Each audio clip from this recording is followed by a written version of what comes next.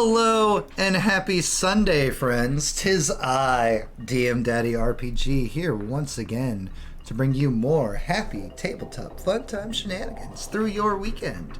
And on this, our weekend of premieres, it's time for the last one.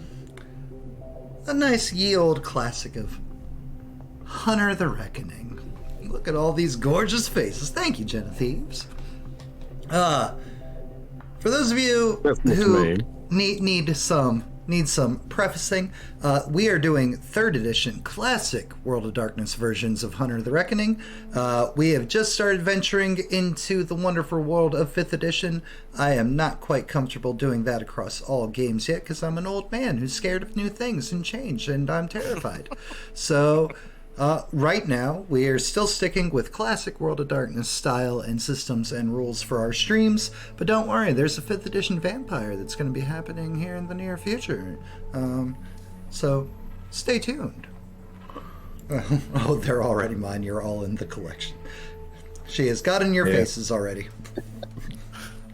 All right, boom. We are joined tonight by some familiar faces, some new faces.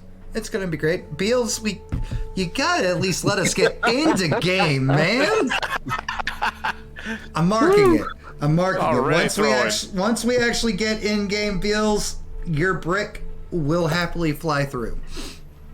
Throwing bricks out the gate. Also, hi Beals. I hope you're doing good today. I definitely wasn't up till 4 in the morning with Beals this morning. Not at all. All right, we are joined tonight by Artie Do 2 portraying Lauren, Glandizzle portraying Miles, El Macho Jr. portrayed by Pierce Powertough, Garrett portrayed by everybody's favorite Skelly Boy, Brad with no R, Brad, and Neil portrayed by our 3rd new player of this season. Those of you in chat and those of you watching at home, you might recognize the name Styles. And that is exactly who Neil is being portrayed by. Styles 08. It was 08, right? Yeah. Good job, Brain. That's what I'm talking about. Pro streamer. Killing it. Pro streamer. Nailing it. 100%. Hunter the Reckoning is one of the last games that White Wolf put out towards the end of what is now referred to as Classic World of Darkness. It was that and Demon the Fallen. With that, they had some new systems involved. Normally it's all supernatural creatures, supernatural monsters, so on and so forth. Hunter the Reckoning was the answer to all the monsters, if you will.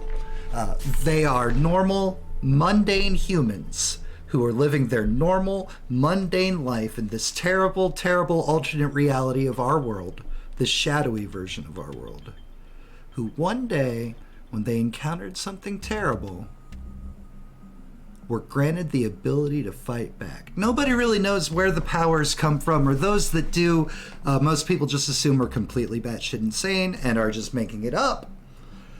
But the fact of the matter is that while still normal human, they now have powers themselves. These powers only affect them.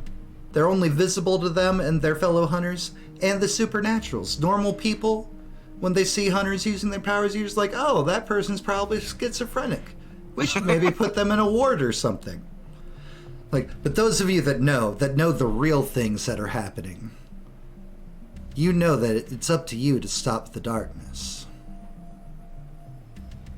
Yes, you are top and center. With this being said, there is mechanics. Most of you have played World of Darkness games with me before. Artie, this is like your 2nd one in the classic, so you're still fresh and you're still learning. Everything's pretty straightforward. If you're trying to punch something, it would be like Dex plus Brawl. If you're trying to shoot something, Dex plus Firearms. It's usually blah and blah. The system resource, the power resource of this, is called Conviction. All of you have Conviction on your character sheets. I believe all of you were smart people and leveled it up because you are terrifyingly powerful hunters. That's right, we're not doing a startup hunter game. We're doing a high-end hunter game for this Halloween season. Conviction works 2 ways. One, you can always spend a point of conviction, and you activate something called Second Sight. Second Sight allows your characters to see invisible markings left by the heralds or other hunters. It lets you see supernatural creatures that are around you as they truly really are. So, like, for example, a vampire that looks human, when you look at it with Second Sight, you'll see something much more grotesque, much more monstrous. You'll see it for what it actually is. Also, possibly the most important use of Second Sight, when Second Sight is active, you are immune to all mental and social powers that a target can use against you. Mm-hmm. If Second Sight's not active, you're still just a normal human, and they can use their stuff on you. Conviction can also be used once a scene when you're using one of your edges. The way that works is it's called risking conviction. So say you want to add some extra dice to a really strong punch, or one of your powers, or adding to your toughness, so on and so forth, etc. You can risk, say, for example, 3 points of conviction. You'd mark off 3 points from your sheet. You do the roll. If you do the roll successfully, you get those 3 conviction back and an additional 1. If you fail the roll, those 3 risk convictions are gone. If you botch that roll, we'll cross that bridge should we come to it. But that is the only way you can level up conviction, is by risking it. Why do you want to level up your conviction? Why, that's the only way you can get virtue points, which is the only way you can get more powers. So it's a double-edged sword. You need it to do stuff, but you also need the powers to do stuff. So just keep that in mind as we play the game. Should you encounter things with which you need to use your conviction. Who knows? Not me. We'll see what happens. Garrett, Brad, tell us a little bit about Garrett. Introduce this hunter to us. So, Garrett used to be a soldier. However, he, while doing his job, fighting for the country, he came across a monster. And suddenly, like, the world, like, the idea of fighting people no longer set well when there's something else out there, a lot worse, hiding amongst the people. So, he got discharged because, I mean, all of a sudden he started talking about monsters. Obviously, he's been in too long. So he got discharged. He has since changed his perspective on the world as a whole, and tries to. There's too much negativity in the world, and he needs to turn it around. He needs to put as much positivity back. He uses his positive attitude to basically get through everything, essentially. He stops monsters from being able to attack him. He can help heal people. Even, like, there's a lot that he's learned to do, like, just through the power of positivity. And if you don't mind me telling, because you are one of the few, one of the truly chosen, one of the blessed, or one that's just been lucky enough to survive for long enough, you're known amongst the hunter community. What's your creed? It's my creed, innocent. All right, beautiful. Meanwhile, no, I'm going to save that for later. El Macho Jr., aka Pierce Power Tough. Tell us about the glory that is El Macho Jr. El Macho Jr. became imbued following What was unaware to him was a very large-scale attack to attempt to rebuild a cairn, he does not know this, in his former hometown, which no longer exists. Just werewolves and vampires clashing in a coliseum, interrupting a martial arts expo, which was a scouting ground for hunters and people who could potentially become imbued, or just people who could be good to fight. His father, the original El Macho, never told him about his heritage, and neither did his mother, whose name I did not write down anywhere, but he carries her ring. El Macho Jr., gotta say the whole thing. Yep. Is a bear of a man. Just under 7 feet tall, just under 400 pounds. Possibly in the best shape you've ever seen for a man who is almost 50. He also kind of rides that power positivity train. He is always just trying to be in a good mood because he believes he is doing a very good thing. Because a lot of these monsters don't want to be monsters. And if they don't want to be monsters, they don't realize that they don't want to be monsters. They just need the strong helping hand to get them back on the right track. And with that being said, El Macho Jr., what is your creed? El Macho Jr. is a redeemer. Yeah. All right. And Styles, tell us about Neil. Yeah, so Neil Spector is a seasoned backcountry explorer. He spent all of his time before his imbuement out in the backcountry, hiking, backpacking, climbing mountains, with some construction to keep his lifestyle going. After he started hunting, he became, the construction life wasn't for him anymore. Too much other important stuff that he wanted to get out and go do. With the hunting, so he loaded up all of his stuff into his Sprinter van and took off, traveling the United States, hunting and taking in all of his sights along the way. Beautiful. And his creed? He's a defender. All right, we got our first Zeal boy. 2 mercies, 1 zeal. Miles? Oh, Miles. Miles is an old man. He's been around the block a bit. He's about 58 years old. Feels like 65 or more. Back when he was a young man, he had the whole world going for him. Everything was great.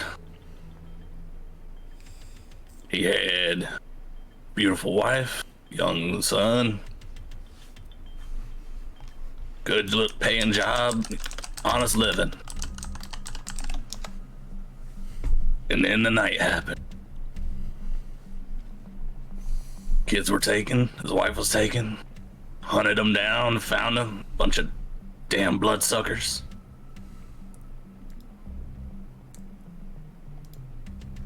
There were some rough things that happened that night. He don't like to talk about it. That's fair. That's fair. It sounds like a bad night. It was a long night. Well, thank you, Miles, for sharing with the group. And if you don't mind, your creed? Avenger. Oh. The voice just dropped just like that. Immediately. Beautiful. All right. And so we got our second seal. And now, finally, Miss Lauren. Well, Tell us about Lauren, Party. what are positive vibes without a little bit of malice and rage? We have Lauren, who is a troubled, angsty teenage girl. Doesn't give a fuck about her grades. Kind of keeps to herself. She's very selective with who she talks to. She's very moody, very short-tempered. Her imbuement was caused by the loss of her beloved little brother, Teddy, who was violently killed one night when she had her back turned. And her parents did not believe her. So her parents, with her relationship with her parents has been strained, and she refuses to show weakness from that night on. So she is a very angry, angsty teenage girl, and whatever she doesn't have in height, she makes up with in rage. Her body is made out of 40% water and 60% malice. Wow. And yeah, she loves rock and roll. And she loves rock and roll. And beating skulls in. And her creed is also Avenger. Yeah. So, for those playing the at-home game, we have a baby Avenger, a young woman on the cusp of almost out of her teenage years Avenger. No one that young should probably wield such impossible powers as what this level of hunter can do. It does things to people. Whereas most of our other characters have spent years on the hunt and years developing their powers. For some reason, this 19-year-old girl surged and flows with power. And it's not really cultivated, and it's kind of unhinged. Yay! Wow, That is unrefined. 2 Avengers. Avengers are creeds that are dedicated to the fight. They take violence to the monsters, usually in some manner of vengeance for what monsters have done to the people of the world. We have a Defender, whose sole purpose and job given to them by the heralds is protect the weak, protect the innocent, protect the ones that don't know monsters exist, keep them from the darkness. We have a Redeemer, whose role in the hunting world is maybe not all monsters are bad, and even the ones that are, we should at least give them a chance before killing them. However, Redeemers, unlike many of the other mercies, will be like, no, this is the line. That thing crossed it. I agree with you, Avengers. That one should die. And then there's Garrett, our innocent. Everything deserves a second chance. Not everything. That there is some glimmer of good in all things, guys. It's cool. Just gotta look for it. You just gotta look for it. You just gotta sometimes you just gotta pull it out of them. We have a question from chat. Does El Macho have a signature move? He absolutely does. It's called the Big Blast Sonic. It leads out like it's going to be an Irish whip, but he brings you back in and brings his humongous palm directly against your chest, knocking you down. Oof. Yeah. So it's like a Ripcord Simone spike. There we go. There we go. Not the spike. Okay, yeah. Not the spike. It only says spike. It's mush. Slam. Got it. Big palm. Some of us really love wrestling here in this channel. So if wrestling terms start getting to be on wrestling. Yeah, if we get a little too much into wrestling banter and jargon, just let us know. Let us know in chat, please. We'll try not to. So the setup, all of you from different corners of the world, or well, this country. We didn't go worldwide with our characters, thankfully. One day, about a week ago, across HunterNet, a call came out from user Woke as Fuck. Woke as Fuck is a known visionary and hermit who resides within the city of New York City. The city that never sleeps. Yeah. See what I've done? Do you guys see what I've done here? But he put out a call. He uploaded a lot of video footage. Now, all of you in all of your hunts, maybe not you, Lauren, in all of your hunts know that typically monsters try to keep some kind of a low profile. It's like, you don't know the exact terms or jargons of everything that they call them and their bullshit or their system, their societies, but all of them generally try to keep a low profile. And these videos are monsters doing anything but. Werewolves tearing down joggers in Central Park. A bunch of vampires freaking out in a club and going on a murder spree. So on, so forth, etc. And he puts out a call saying, okay, something's clearly happening. We need help. It's hunting season. Wake the fuck up. Come on. That's his tagline. That's what he signs every HunterNet post with this. Wake the fuck up. Woke as fuck. So, some of you, most of you, travel. You decide it's like, you know what? If this all is real, this is bad. You are the top of the line hunters. It's time to get there. Lauren, for you, this past week has been a field day. It's like, you don't know why every monster is suddenly freaking out in the city, but you're here for it. I'm here for it. Not for the wise, just here for the cops. Right. But usually woke as fuck is one of those people. Imagine, like, if you will, for those of you that are older like me, a 4chan, where it's like he's got something to say on every thread. Everything that gets put on HunterNet, woke as fuck has an opinion that he would love for you to read about. A week ago, he put out the call.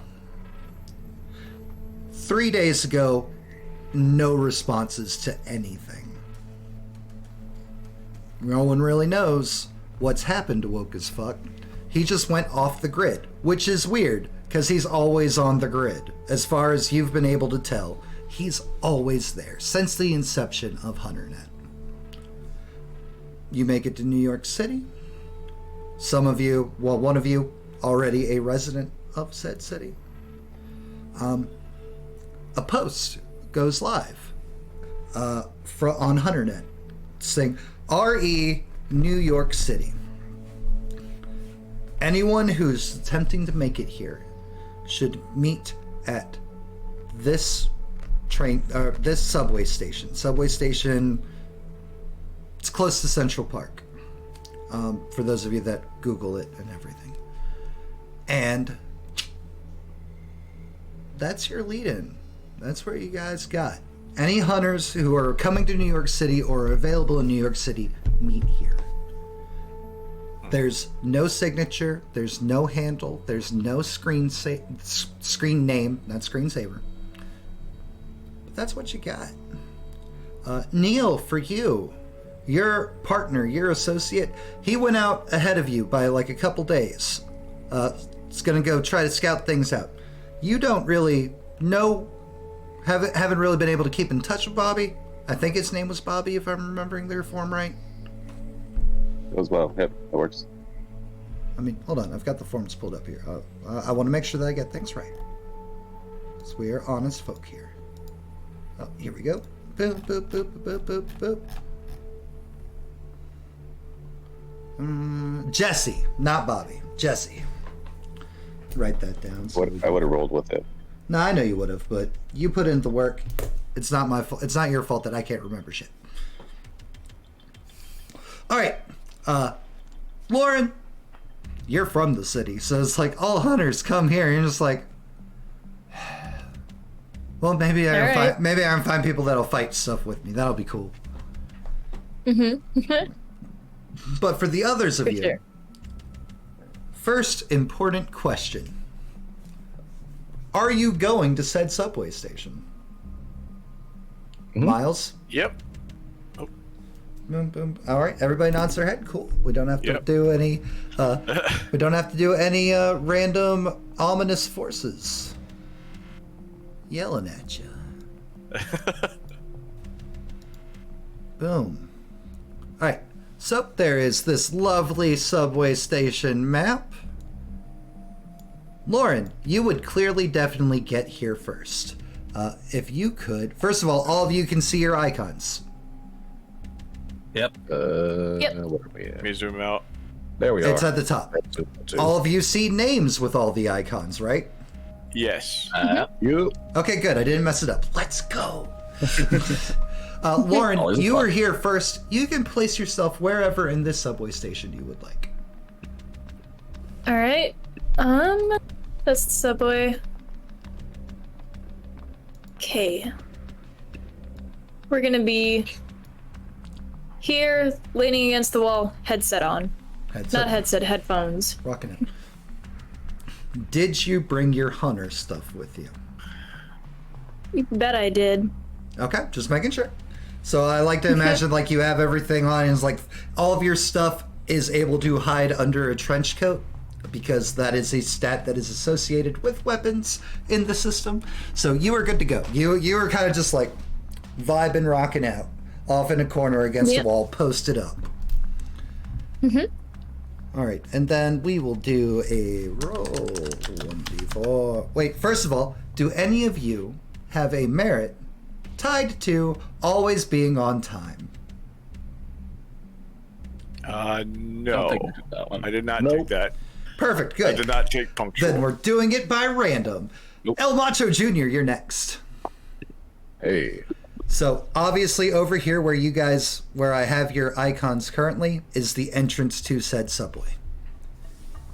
All right. First, you've already described El Macho in your intro, so don't worry about it. I'm not going to have you describe him again. But, Lauren, give me a perception alertness roll.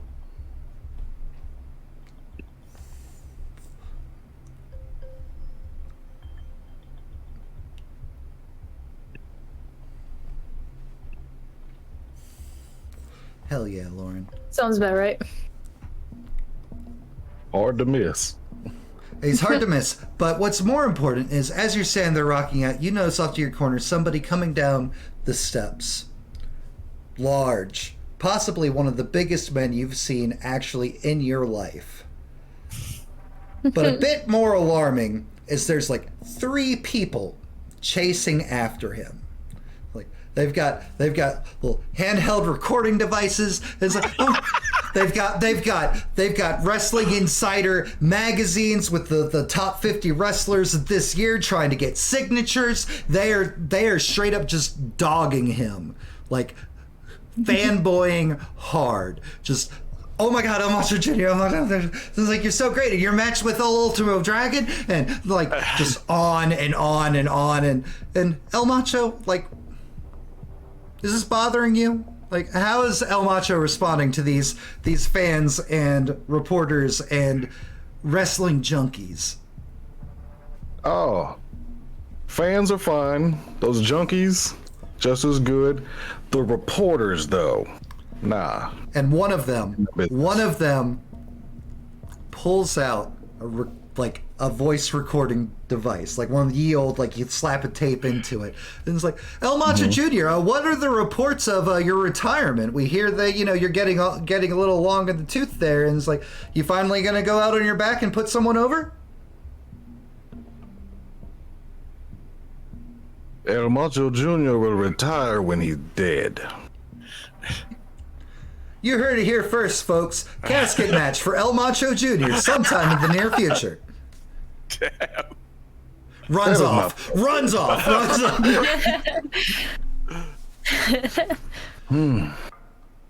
other- autographs? Yes. Yep, the other 2 fans Yeah, no, just like pictures, like tried to get pictures, selfies, etc., get some signatures, and once you appease them, they promptly run off. But as you are off to the side by the entrance dealing with reporter and fans and everything, we will do who will be next. Who enters next? 3. Garrett. All right. King Good Vibes himself. Yeah.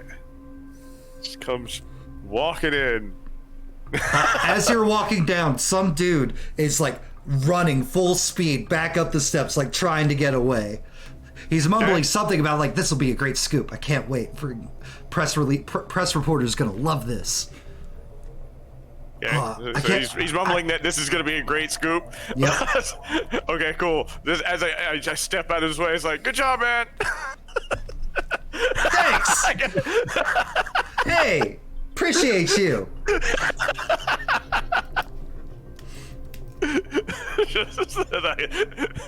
Start walking down the stairs. You To go reinforce those vibes. You go walking down the stairs. There is a giant of a man standing there, full lucha and tracksuit, signing autographs, reluctantly taking selfie pictures. And Outside of them, there is. Give me a perception investigation. All right, let's see. Perception. Click it. Okay. Investigation. Mm-hmm. Oh, there it is. It's not under. It's not with the other eyes. Threw me off. Oh wait.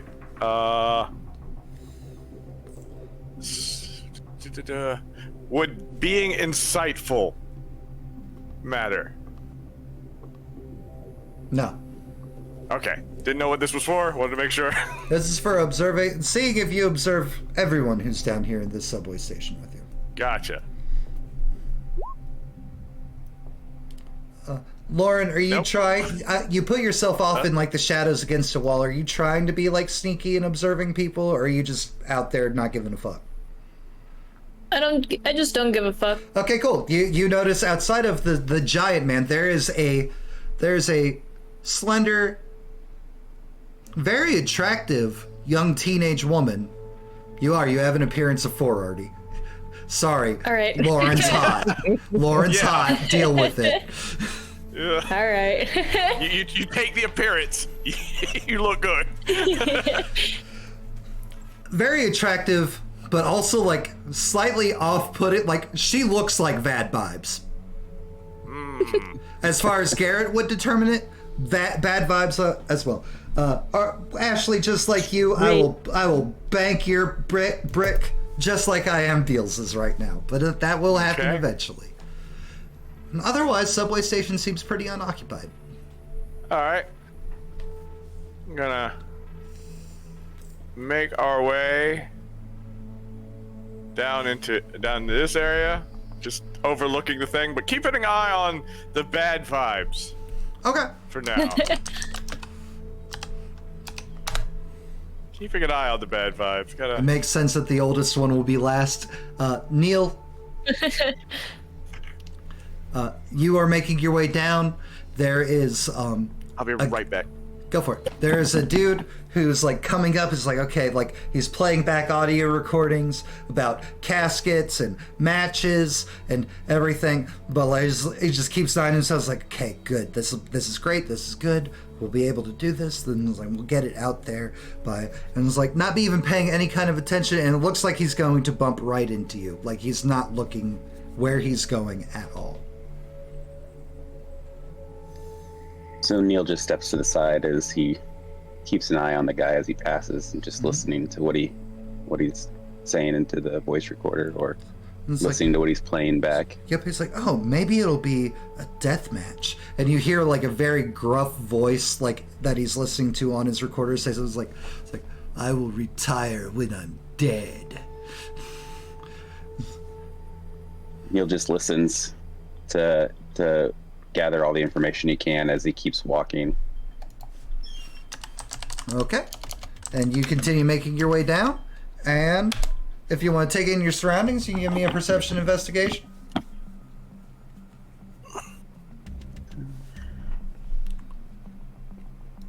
And we'll nod. None. Difficulty 6. Mm-hmm. Perfect. You can always assume in this system, in this version of White Wolf, most times the difficulty will be 6. If it changes, I will let you know. Okay. 2 successes, perfect. There is a giant man saying his goodbyes to 2 fans who are clearly holding things that they're treating like treasure to them. It's like, as they turn to go start walking up, like these ones more obvious of their surroundings, going on and on about how awesome it is to meet the El Macho Jr. What's he doing in New York? Is there like some kind of match? Is there a show we don't know about? Like, I don't know. It's like that could be cool. Like that's something we're gonna have to like. We'll figure it out. We'll figure it out. And if he is like, maybe he's like a surprise entrant in something. Maybe he's like, could he be coming for the title? He could be coming for the title. Like, is what you hear as they make their way up the long staircase, leaving one angsty girl in a trench coat off in one corner. One kind of hippie-looking guy standing there in between the escalators, and one giant mountain of a man in a red tracksuit with a matching red luchador mask.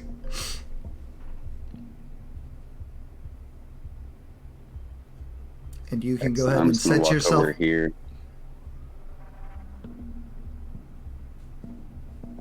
And just kind of keep an eye on the room. On everyone. And last but not least, Miles.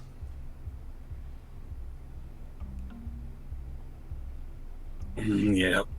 There are two young people heading up the stairs as you were like kind of like making your way down, going on and on and on about these theories of their favorite wrestler, El Macho Jr. No wrestling. Like, oh man, it's seriously like the greatest hobby. Like, if you like just pure entertainment, man, let me tell you, like, you know, like wrestling, like it's over the top, it's dramatic. There's supernatural, but there's also like normal, Miles and like just it's keeps on walking. it's just they don't chase you or run you down. They try to converse with you to tell you about how great wrestling is. As long as you're in earshot, then they're like, you know, he'd like the NWA probably. You know, like that classic old school wrestling. Like, he's not into sports. He doesn't strike me as like a sports entertainment type. Conversation trails off as they continue on and you continue your way down. And just as I described before, angsty girl off in a corner, giant mountain of a man by the stairs, hippie dude somewhere in the middle, and a guy that you can't get a real read on for like what he might be about off in another corner. That one at least has his back to the wall and is keeping his eyes on the room. Right. Miles sees that as kind of suspicious as well. He's going to come to this corner over here. Perfect. Can I use the second sight? If you spend a point of conviction, you absolutely can. Sure. Let's go ahead and do it. Why not? All right. Let's get the So party in rolling. order to get rid of that, you will need to click one left to your last dot. Got it. Perfect. Miles, you activate your second sight. And this normal, like, run-down New York subway, exactly what you'd expect it to look like and what it would be, suddenly just, like, seems to, like, start glowing and coming to life. Sigils written around, like, every wall. Things that you can read and know and interpret as, like, you see the symbol for safe place. You see the symbol for across the wall by where the subway cars would be. You see the various symbols of all of the creeds. An arrow pointing off this way. You can't see Neil, by the way. Of course not. Neil moves so far away. So we will zoom out a little bit. And we'll move over. And that's still not enough. There we go. There we go. Nailed it. Deals in the Got it. shadows. What happens when you put 5 introverts in a room together? Introvert. I'm not an introvert.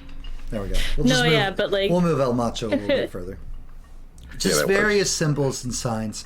And then on one of the walls, like you see markings. They're all in red. Most of these symbols are glowing in a bright gold that you know are usually associated with the heralds. On one of the walls, the wall over by the young woman, and Lauren, this old man's just like, looks like he's staring right at you as he's doing this. It's like, the symbols are in red, and it's warnings, and every TV stereotype of madman writing on something about like the end of times, etc., is just glowing a menacing red behind this girl in a trench coat in a dark corner. I'm gonna look back at him and cock an eyebrow, like up and down. He's just got like 1,000-yard glare, but right in your direction, because he's looking at the sigils and everything on the back. But it's just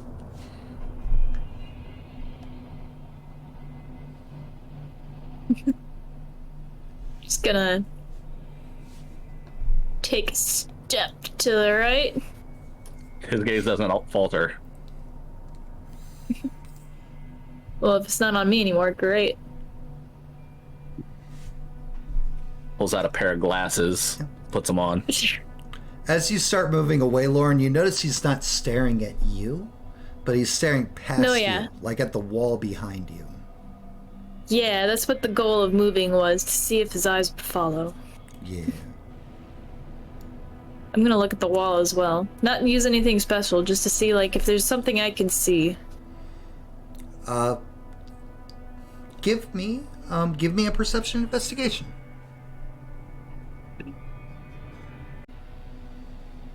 Oh, why are these not all in alphabetical order? Okay.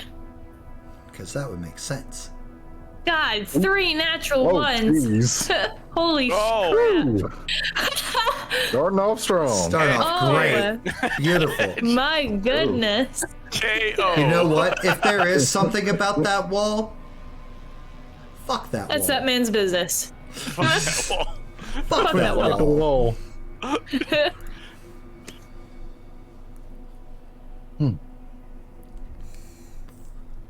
All right, so now 2 of you are staring at the wall.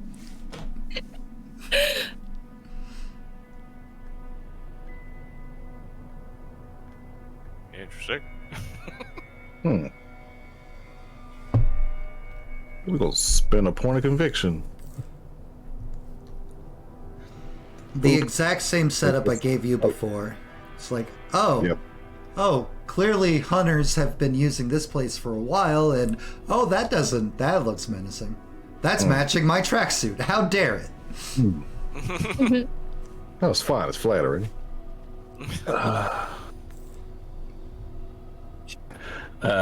Do I notice the very large man start taking a notice in the wall at this point?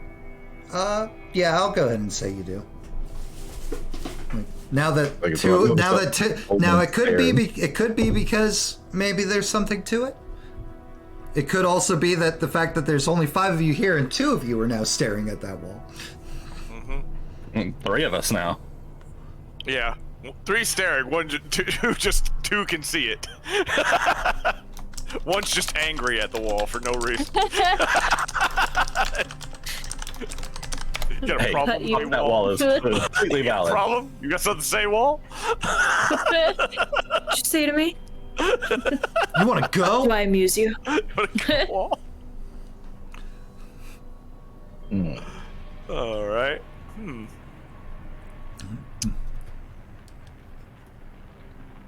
Woken up. As I look over to the big, large man in red. We're gonna take some large steps over, not crowding his personal space. All right. The large man ignores you, Miles. Wrong person. Wrong person. okay. I was like, you go to the one person who's not. You go to one of the people that's not There you doing go. stuff. There you go. I There got we you, go. fam. Yep.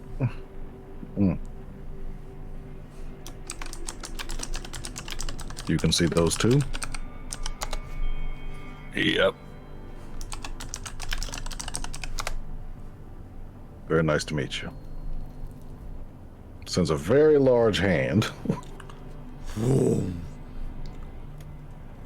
It takes it. You notice it's also a very solid grip returning. The old man's strength. Been in this a while.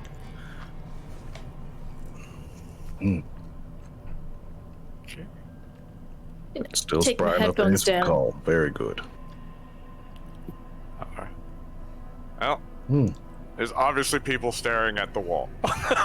There's Sure 3 is. people now staring at the wall, and it's caused 2 people to have a conversation about it. Apparently. And one girl even took her headphones off. Yeah. So, yeah, let's go ahead and spin a point of conviction. Finally look at that wall. I think the same can be said of our other friends here. Most like. And then Who are we'll you take a calling look friend? at that. You little eavesdropper. There's 5 of us in a room. Mm-hmm. Am I supposed to rip my ears off? I'm gonna approach the wall and while I'm looking at it. Lauren, the hippie one is approaching you. Dun, The dun, hippie one dun, approaches. dun, dun, dun. Miles looks over as the hippie starts Dun, moving. dun. Hell. Dun dun.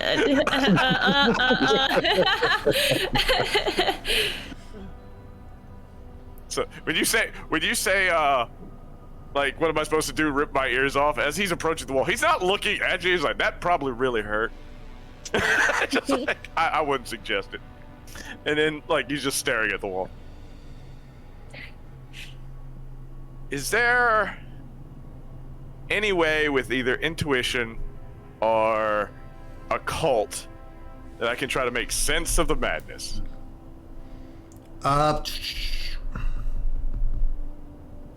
You know what? We'll go with intuition, as that's a new ability that has not yet graced the screen. All right. Brax. And does the specialty of bad feelings? Oh yeah, absolutely. 100% applies. Awesome. The vibe is. The vibes. So this is is it perception plus intuition or? Yes. Okay. Where are you? There you are. Make sure the check mark is checked. It's got to be an X, right? Little X on the box next to it. It's the only thing that it forms when you click Then the yes. box. I was like, Okay. I didn't know it did multiple things. Okay, sorry. All right. No mod. Difficulty 6. Difficulty 6. Uh-huh. Okay. The vibes. The vibes. All the Voices. Oh my god. This wall speaks to me. I wall- just realized these numbers are from least to greatest. Just now. The wall Go on. The wall does indeed speak to you. But not like, verbally or anything. But Yeah. it's like, this is panic. This is a legitimate warning. Like, whoever is writing this, like, not only believes in their heart of hearts, it seems like they've possibly seen it. And there's an odd... Oh, hold on. Wrong. There's an odd drawing that is not a symbol. It's not one of the hunter markings or anything. Mm-hmm. But it's at the very bottom. You've never seen it before. You're not really sure what it means. All you know is it means disaster. Is the vibe that you get off of it. For the rest of you, this is at the very bottom of what you can see with your second sight, as far as the symbols and everything go. So he'll start like just not mumbling, but not like yelling for the room, but talking to anyone who wants to listen to him about whoever wrote this was panicked. They actually saw this thing. And you said it was destruction? Oh yeah, like the vibe you get off of it is like, this will be the end of everything. Oop. And this one right here, that's bad. That's real bad. That's foretelling destruction? Is that what that is? Can't say for certain. There's a feeling about it. It's not a common. It's definitely not a used symbol. Never seen it. But that's what I'm getting from this. This is This means destruction. This is the end times that they're claiming here. Somewhere down one of the tunnels, you hear the sound of creaking wheels and wind starting to pick up. Lauren, for you, it's like, oh, hey, train's coming. But For those of you not really familiar with subways, it's like, what the fuck is that? Miles being from nowhere near a subway, he backs up to that wall and is keeping a very close hand towards certain hidden items. And Neil, what are you doing? Everybody seems to be going on about a wall, except for the angry girl. Yep, so Neil's gonna spend a conviction. Okay. And as he walks and looking at the wall, walks towards the group and just makes a blanket statement to everybody. Looks like we're all seeing the same thing.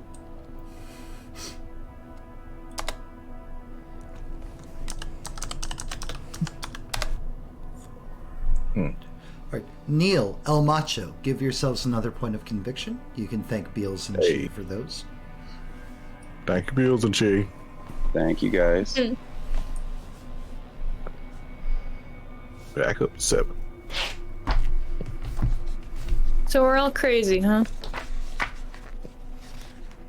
Crazy. Step away from the wall. Like a fox.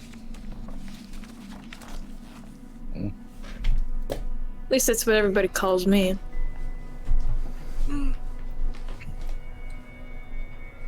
Gotta learn to stay away from those negative vibes. They don't know. It's just what it is. Right. Anyway. So which of you is woke as fuck? I was wondering the Not me. same thing. Nope. Not me.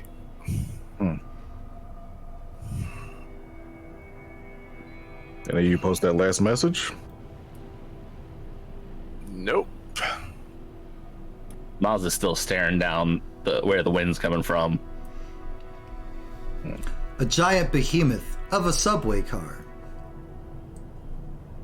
makes its way down the tunnel. A couple of cars attached to the back of it. But with your second sight open, a couple of the graffiti markings perfectly blended in to what's painted in what everybody can see. There are symbols of "This is the way," market, safe, trust, all aboard. Looks like our ride's here. The train comes to a stop and one individual hops out. He's not wearing any kind of metro officer or conductor clothes. He's wearing street clothes. He's got jeans. He's got a little jean vest kind of situation with a bunch of patches on it. It's steps out, takes a couple steps forward. It's like, hey, are you guys the out of town folk? Yep. Well, that would be me, yes. Hey, good to meet you. Welcome to New York City. I'm Tommy. Pleasure to meet you, Tommy. Hey, it's good to meet you too, man. And for those of you that have your second sight up, there is nothing wrong with Tommy. He does not take on a vein of monstrosity or any. As far as you can tell, that's just a normal freaking dude, right there. He's not glowing like the rest of you are, powered by the heralds. It's just normal guy, except for when he's well, if you guys, I was told to give you guys a ride, if you wanted. And he'll turn to go back, and when he turns back, painted on the back of his jean jacket, there is the symbol for bystander.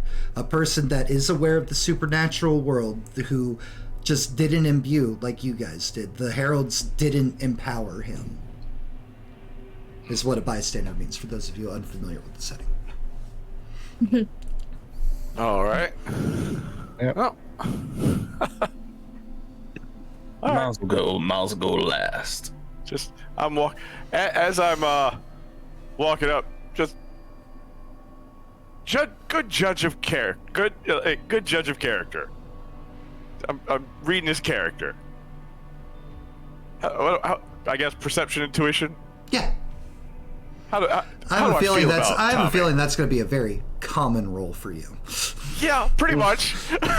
I get the vibes off people a lot. I don't think, since I'm judging a person's just character, bad feelings, is that going to come into play, or? I will let you know when bad vibes apply. Okay, cool. I will don't fail those rolls.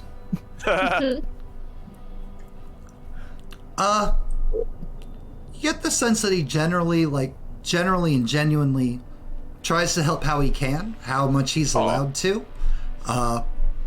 He means well, but he's not someone you could count on.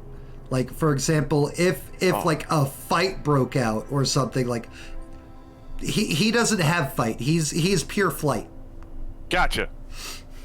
That's no shame in that. All right. So I will gladly just walk onto the train, no hesitation. Make sure everybody gets down the stairs, all right. Just completely trusted Tommy. Oh wait. You're right. You're right. Hold on a second. 1d5, because we have 2 of these. And Garrett, you take a couple steps down the escalator, and I guess your jeans snag inside, and you take a tumble. Oh, friend. Okay. So it's just boom, bottom of the escalator. Oh, friend, El Macho goes to catch him, but he goes for a tumble as well. There are 2 bricks.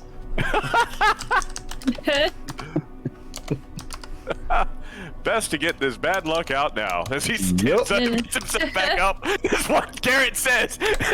Literally just best to get the smile still on his face. Best to get this out of the way now. And you both will take 2 levels of bashing from tumbling down the steps. And you can thank Beals and Ashley for those. Where's the damage? Damage should be on the right. Yep. Okay. Yeah, I couldn't find it for a second. I need to mark that I have an extra level. Put that in your notes. Yep. So we are in hurt, correct? You should have bashing levels of hurt. Yes. Okay. Making sure I was reading it correctly. Now, if I remember correctly, however, and Garrett, you have rejuvenate, right? No. No, you do not. Okay. Macho, you have rejuvenate. Mm-hmm. Perfect. So if you wanted to type in that handout for me, as it's come up now. Come this way. Where are you at?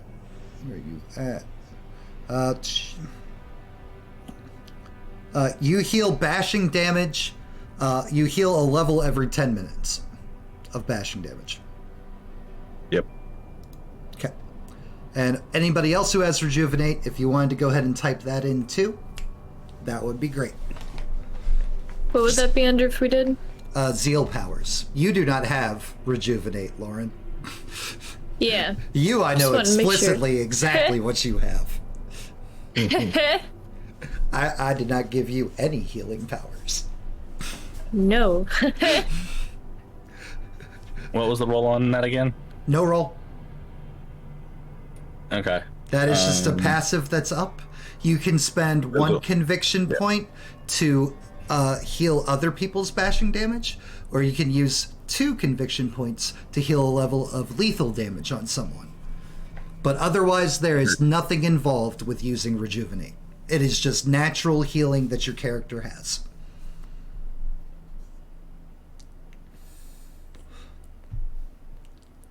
Nobody else has any problems getting down the staircases, should they go down them. Maybe they decide to opt and go down the other staircase, since that one seems a bit treacherous. I come to the one that everybody tumbled down and take out my knife and put a little slippery when wet that there's a janitor cart somewhere nearby that you just be like, I do that. Then I go to the other one. Perfect. I'm gonna go down the same one that they just tumbled down. All right. Not giving a fuck. Yeah. Yeah, What the Neil fuck? just shakes his head and goes Fight down me, the same one. escalator. Don't let the Dare you? Don't let the platform bite you too. Beautiful. All right. I am just going to group you guys up real quick. And the train starts making its way downtown. Moving fast. Faces pass. His past. Walking fast. But as it continues down the tunnels, you'll notice that it seems like veer. Like the rails change and it goes down a different path. And then it's kind of like zigging and zagging through this network and through this subway system. Before it eventually comes to a stop, not on any platform. It's just in the middle of one of the tunnels. And for those of you that have your second sight still up, there's a door that says Safe House and a marking above it, glowing in that gold that you could only see if you were really looking. Tommy pulls the stop, takes a couple steps out from the doorway from the conductor cabin. It's like, oh, I mean, good luck, guys. I haven't seen John in a while, but he told me before he was going off to look into something that five people would show up at this time on this day, and he told me to make sure you guys made it here in the event that he wasn't there to greet you. Happy hunting, good luck, be safe. There's a lot of bad stuff in New York, so I hope you guys are. I just hope you're safe and capable. Thank you, Tommy. Oliver's like a genuine smile as he opens the subway door for you guys. Mm-hmm. Hand on the shoulder. You be safe. Always. Thank you. Thank you. All right. That's He gets a very half-assed smile. Just one of those. One of those. One of those ye old white people smiles. Yeah, like. mm. All right. Does anybody stay on the subway car? No. I'm not pointedly asking these questions. It's fine. I tip him a couple dollars as I walk out. He looks at the money. Thanks. Neil walks by and shakes his hand as he steps off. Move. All right. And you guys are standing there in subway tunnel. Train starts rolling, taking off to go down some other tunnels, some other ways. And it's just you, this subway tunnel, and this one door. Okay. Check for traps. It's Go like for the middle. it's like D&D all over again. Yeah. Miles, you can go ahead and give me a perception investigation check. El Macho, you said you're going for the door? Mm-hmm.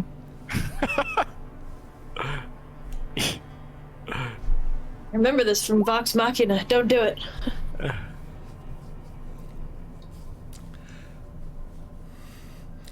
El Macho, you get your hand on the knob and you turn it.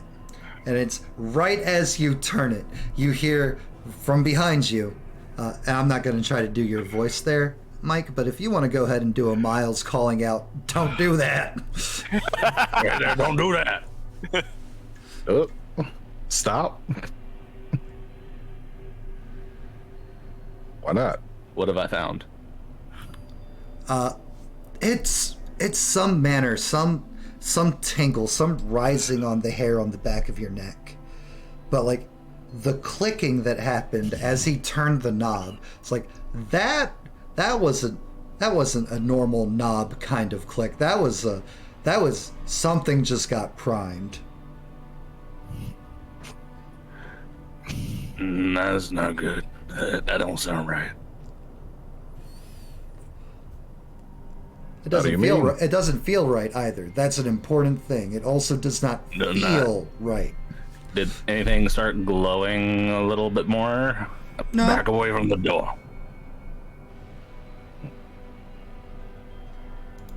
Neil listens I and also back away from the backs door. Yep. I just like, yep. Let me step a little ways. Let me get away from that.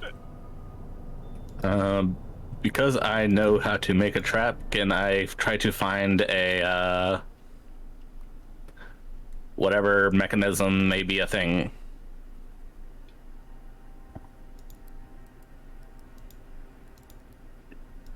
Yeah, you can give me an intelligence traps.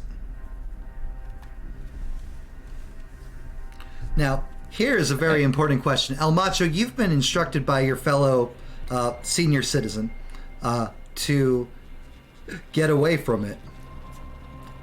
Are you going to get away from it? Are you moving away? Are you letting go of the knob and moving away from the door? Yeah, no, I'm still holding the knob because he said don't do that. So I'm holding it where it still was. I just needed to know if I was rolling damage for you or not. Thank you.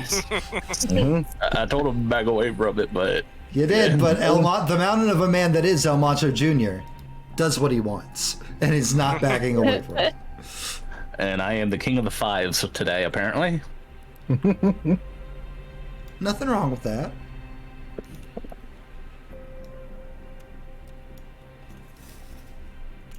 But 2 successes. So you walk up and you're inspecting things and smelling a bit, and you can smell accelerant on the other side of the door. And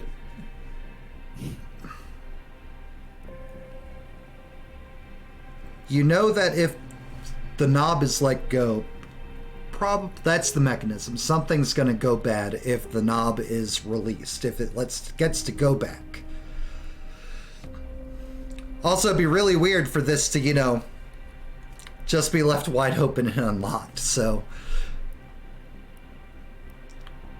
as far as don't let go of that knob. Yep, as far as you can tell, you can open the door and possibly get to whatever's behind, as long as that knob stays turned.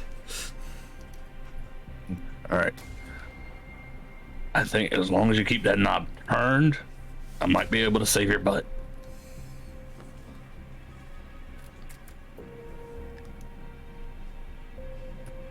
Slowly open the door, but keep the knob turned. All right. Yeah. Peek around the side. You peek around inside. As the door opens, a bunch of lights just start automatically turning on, automated. It's like, that's cool and weird. Miles has probably never seen anything happen like that before. It's like, and there's space. It's a safe house. It looks like there's a shutter door that large enough for vehicles to go in or out of. There's no vehicles currently parked in there, despite the fact that the map, when we get there, will have vehicles parked in there. That's for the future. That's for you guys. It's like, yeah. But, big open space. There's a bunch of cots. There's air mattresses. There's a fridge. There's vending machines that don't charge anything. A wall of computer towers that look all cobbled together. But right there next to the door, there's a block of syntax. Oh, that's not good. Sick. I'm gonna try to start to disarm this whole thing. Give me a This is bad. Give me a wits demolitions as we continue to use new skills that were only in the Hunter the Reckoning book. Yay!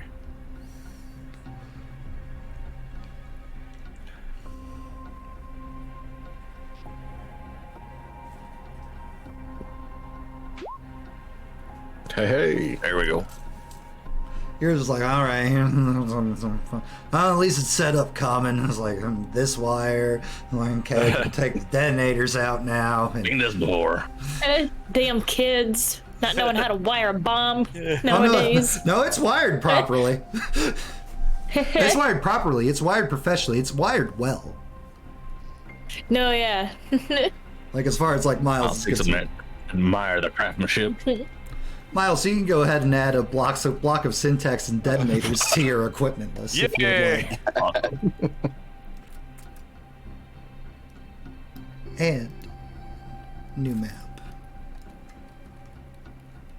And as you guys head in, for those of you that played Season 1 of Scion, this map might look a bit familiar to you because I recycled the things.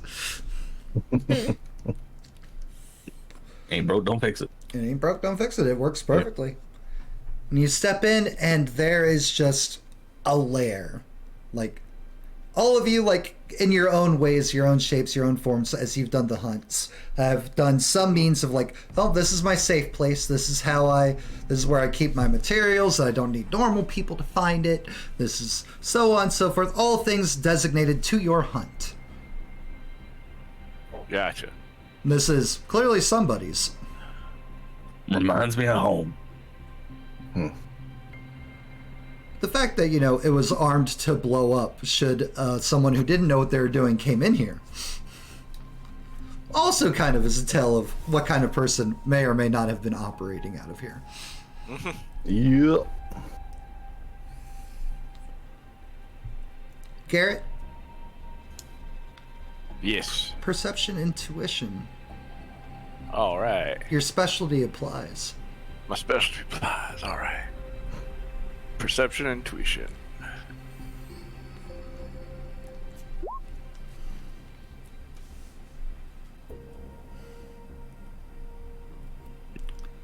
Something bad happened here. You're not sure what, but like the energy, the feng shui of this space is just giving you bad vibes. Like nothing good. Not a single thing good. All right. So Garrett just starts randomly walking around the room, just like feeling the room. Something. Miles continues to look for traps. There are no longer. That trap was only on the door. Yep. All right, making sure nothing else was trapped as we go through. Something real bad happened in this room.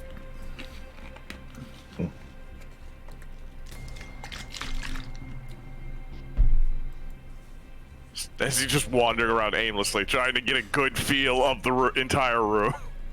I'm also gonna wander around. Trying to pinpoint the negativity. All right. You will have free reign to wander around this map.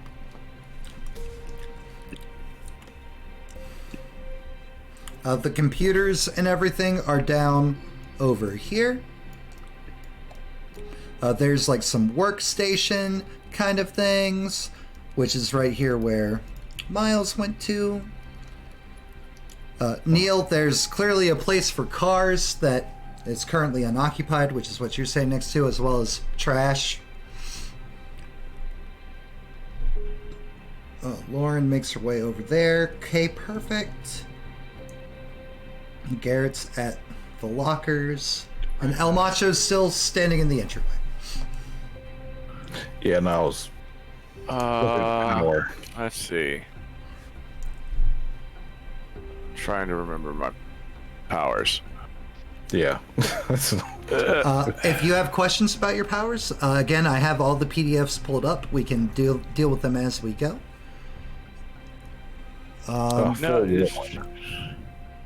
Which one? Forewarn. Vision. Oh yeah. Vision, and just vision, not other vision.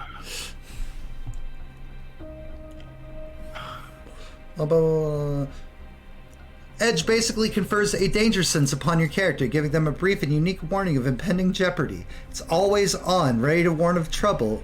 In game mechanics, it's a reflexive power that a secret roll made by the storyteller every time there's a possibility of imminent danger. Okay. And that was which one? That is Forewarn, a level 2 vision power. It is a very naughty level 2 vision power. For those of you that may or may not have it. Not going to name names. Hey, Matt. Hey, Lauren. Add a character. Do you remember when you gave me all the descriptions for all my powers? Oh, please don't tell me you didn't do that. There's a save changes button that I'm now seeing. I'm not using any of them. I remember most of them. It's but all good. God Again, damn it's my fault. I had so much going on this week with all the new games and everything.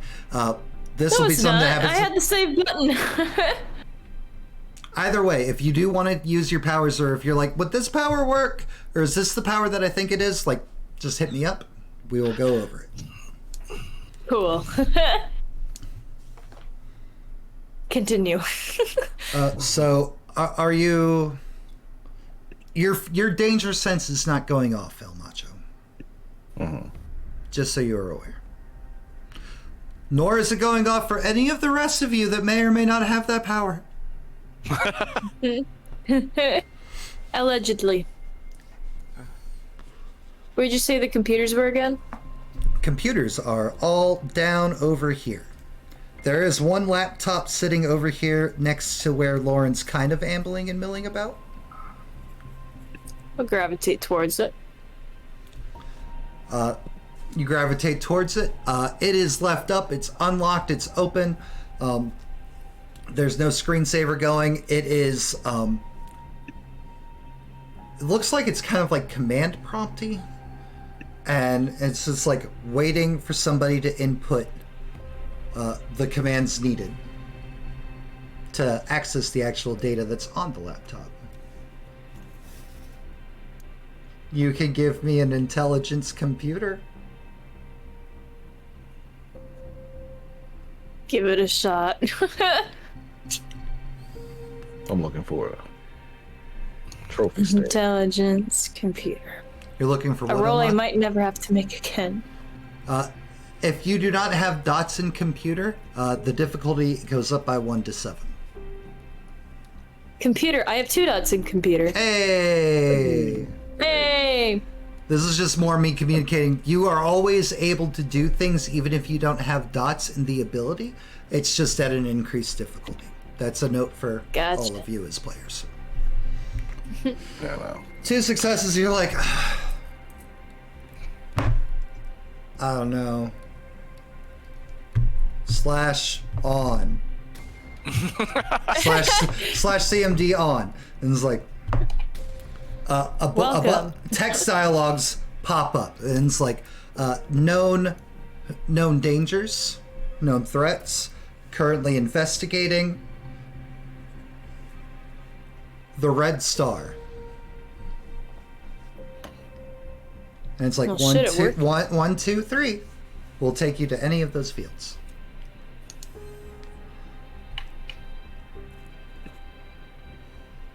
I got something over here if anyone's interested. Garrett will come over. Hey, Macho, you said you were looking for something in particular?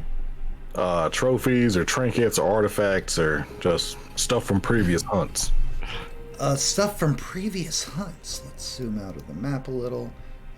Those would be over here. Over there. Over here. There's like a case/locker situation. Shelves with a glass sliding door along it.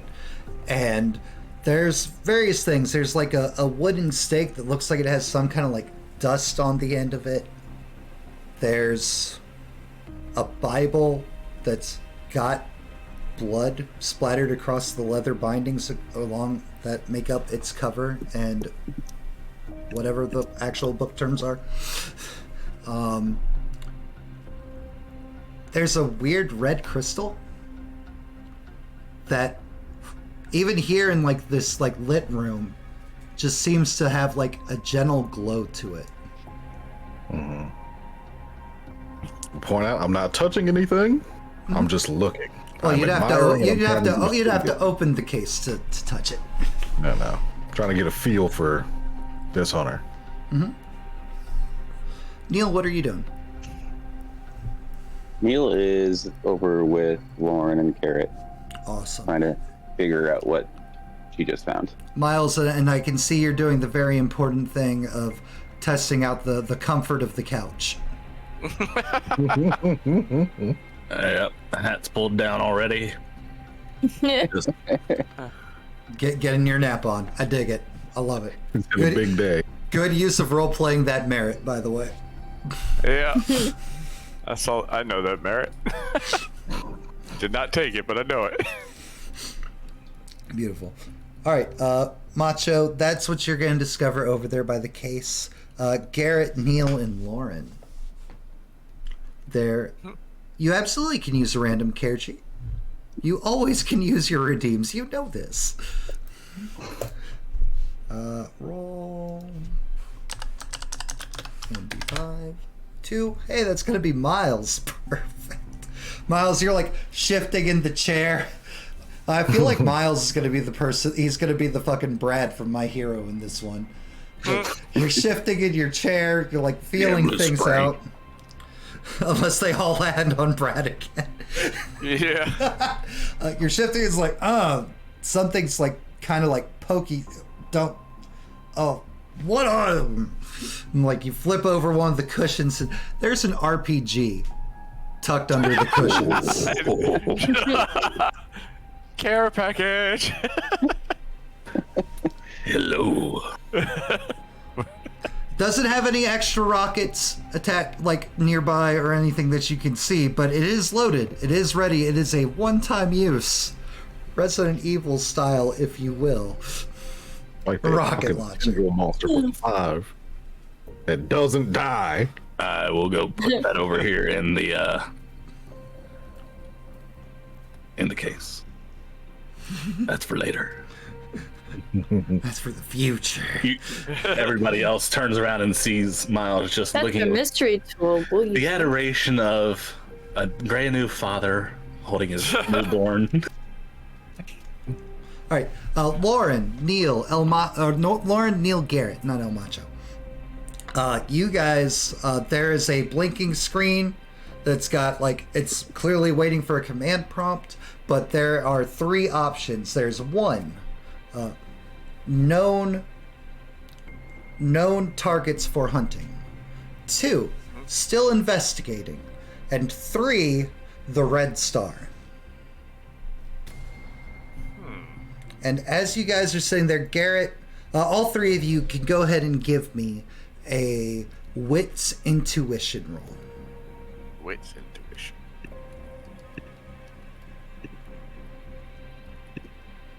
No bad vibes? Currently, no bad vibes. Okay. Cool.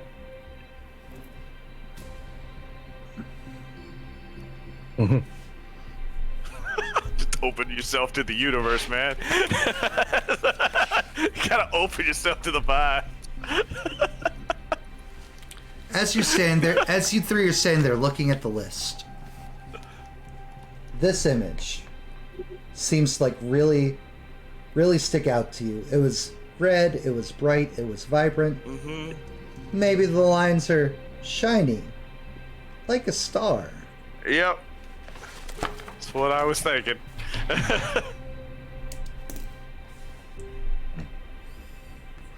Which option? Which one are we reading first, guys? Team laptop. Yeah.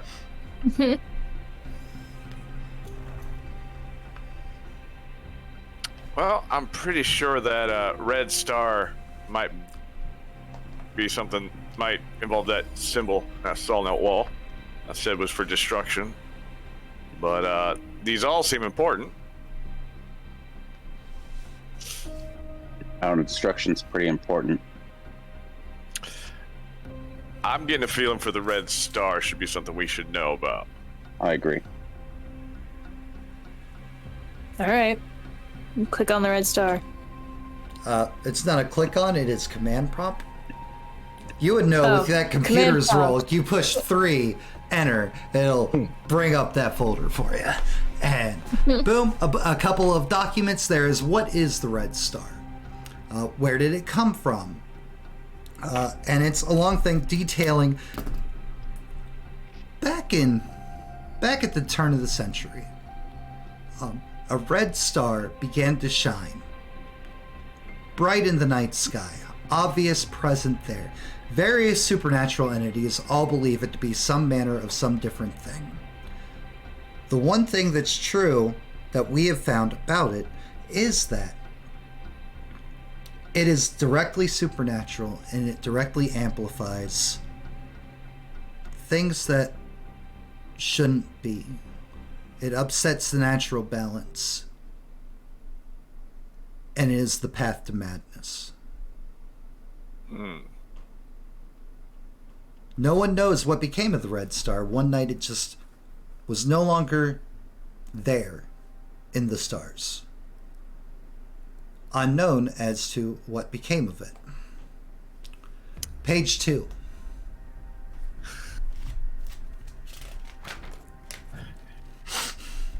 As he turns his page in his notebook. Page 2. Source, Lou, spelled L-O-U, claims that the Red Star fell from the sky and landed somewhere on Earth. Unknown if just pulling chain like usual, or if is actually telling the truth, as usual. If this is true, the source of madness has fallen upon Earth. It's going to probably come down to us to be able to deal with it. Signs of prophecy and the end of times faded at the end of the turn of the year. Y2K, question mark, freaking Gehenna, question mark, Apocalypse, Ragnarok, various different things. All of these. Lauren, by the way, if you could do me a favor and start making me an intelligence exposure roll. I don't think that'll be a stat you could pull up, so you might have to type it for me. Because some of those names would stand out to Lauren, because you have that background.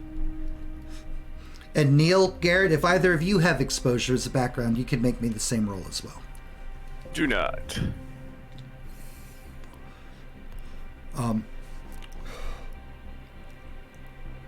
So how am I rolling for this? Slash roll.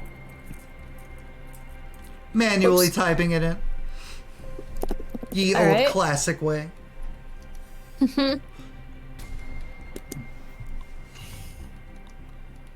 One thing's known for certain, it's going to be up to us to stop it. If it's actually real, must pay attention to the signs. Dead walk the earth. Check mark next to it. It's like supernatural creatures behaving in bizarre ways. Check mark next to it. Like, signs of the plagues? Question mark next to it. 3 successes on that roll. Some of those words in there, Lauren, make sense to you. Gehenna. Wait. What? Hold on. Sorry. What? That is an old roll. I'm still Yes. figuring. How do I know what to roll? Okay, so your dots in intelligence.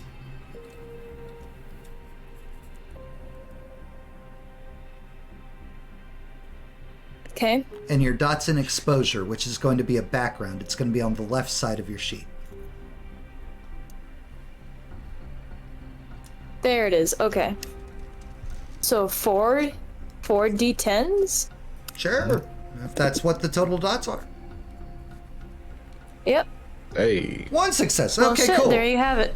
Cool. Perfect. That's great. So it's like, you know, like you haven't really been the type to like study the enemy. You're just like, outside of how do I kill it? It's like, but on the occasional staking out your would-be victims. It's like, you've heard loose talks about Gehenna from vampires. You know that to be their end of time. The apocalypse, werewolves are always talking about an apocalypse. That's dumb. Whatever. I got an apocalypse for them. It's called my axe. So it's like he's citing both like biblical things of the end of times as well as supernatural end of times kind of things in this document.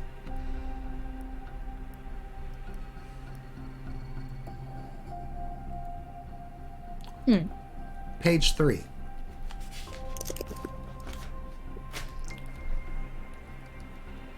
The unclean one walks the earth once more. Something has to be done to stop it. No one's showing up, and those that are have all fallen. It's gonna be up to me. Woke as fuck. Signing off. P.S. If you're reading this, good job getting past my bomb. Shit's fucked. Wake the fuck up. Wake the fuck up. That's That gotta is- be at the end of it, or it's not him. Yep. And that is everything that you find in the Red Star file.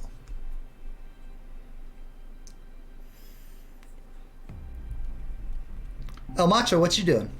While they're all gathered around a laptop. They're doing that. Nothing else really of note in this trophy case. Just the Just blood-spattered Bible and those the 3 items. dust-covered steak and the slightly glowing red rock. Yep. Yeah, well, not here to touch anything yet. There's a vending machine over there. Yep. Vending machine's up there. Oh, we're gonna ask them if they found anything interesting so far. And get ourselves a little snacky snack. What you snacking on? There's every variety of Little Debbie's and tasty cakes in these vending machines.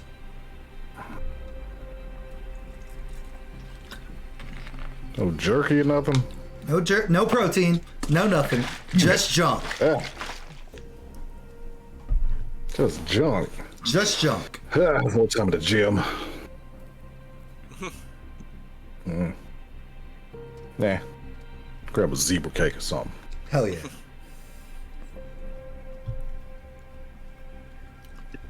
Hit the button, lean back.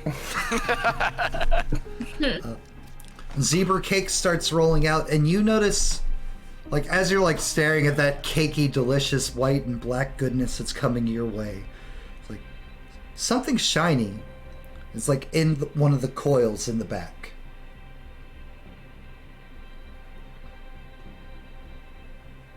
Roll to get a better look. Surprised old man El Macho didn't grab a zinger. Get out of here. Standard diff. Oh yeah. 5. Damn.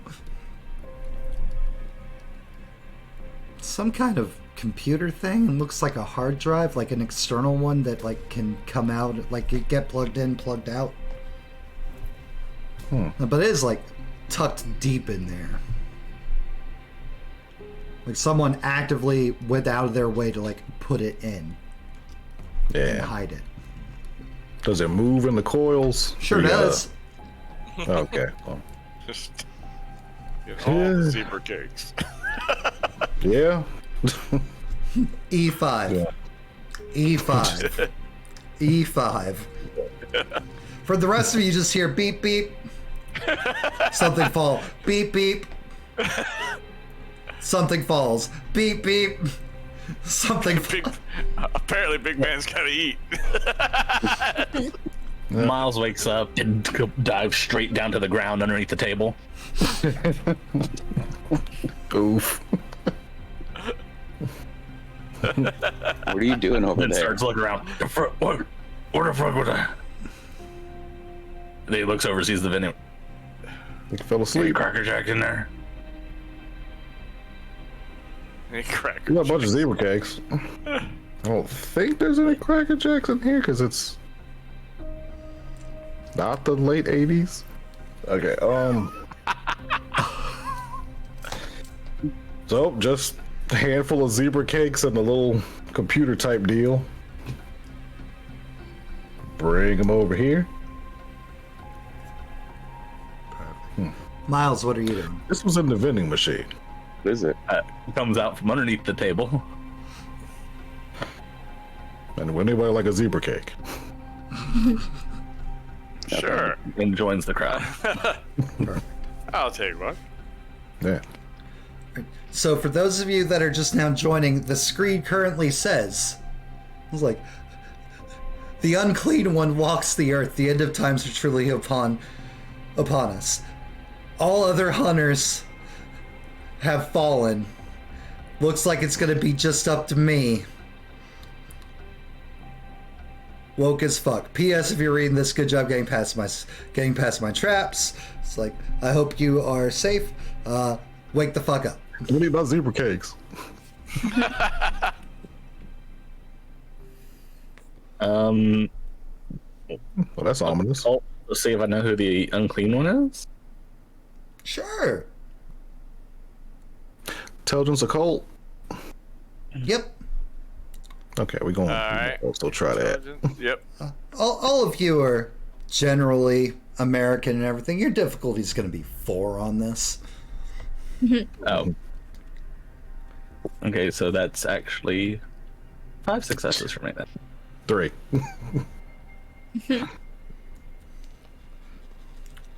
The devil, Satan, Devil's here. Lucifer, the unclean one, Morning Star, Old Scratch. Old Scratch, Huh. Gonna need bigger guns. the harbinger of the end of times. Interesting.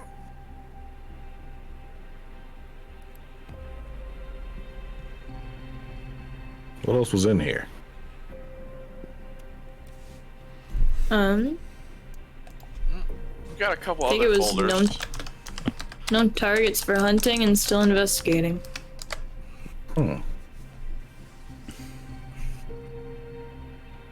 Any good news? I mean, not yet. Basically, we're all dying. We're all gonna die, but that's nothing new. That is being human. Zebra cake? Yeah. Take a zebra cake. Also, do you think anything will be on this? Holding up the hard drive. I mean, Is it more like a than likely. thumbstick? Where'd you find it? In the vending machine behind the zebra cakes. That's why you got so many zebra cakes. Well, don't go sticking that hungry. shit anywhere yet. You don't know what's gonna do to the computer. This is why I brought it to the ones using the computer. The two Take a look at what other- old men standing back, watching the younger people. How do you make a PDF? It don't go boom, I don't know it. Not much younger. Not much younger than mine. Alright, let's take a look at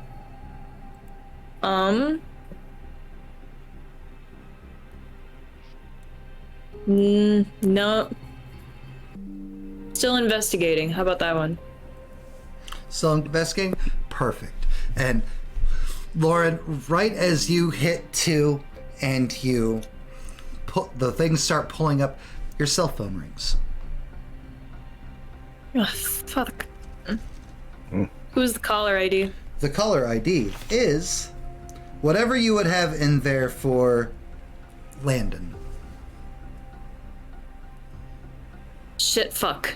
Alright. It's gonna be shit fuck. Okay. Shitfuck is calling you. Gonna step away from the computer and 1 sec. Pick up the phone call. What's up, shit? Lauren, that's very rude, and you shouldn't call him that. Landon's mom is on the phone. Ooh, trouble. Ooh. Although I guess that makes sense considering what you're saved on his as. All right, why are you not landing?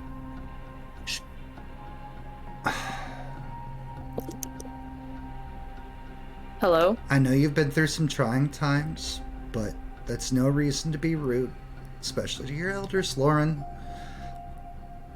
But, and you recognize the sound of Landon's mom. Like, you know who it is talking on the other end of the phone. It's not like mysterious stranger, oh, he's a danger. Got him. I'm gonna turn him into a Got him. vampire.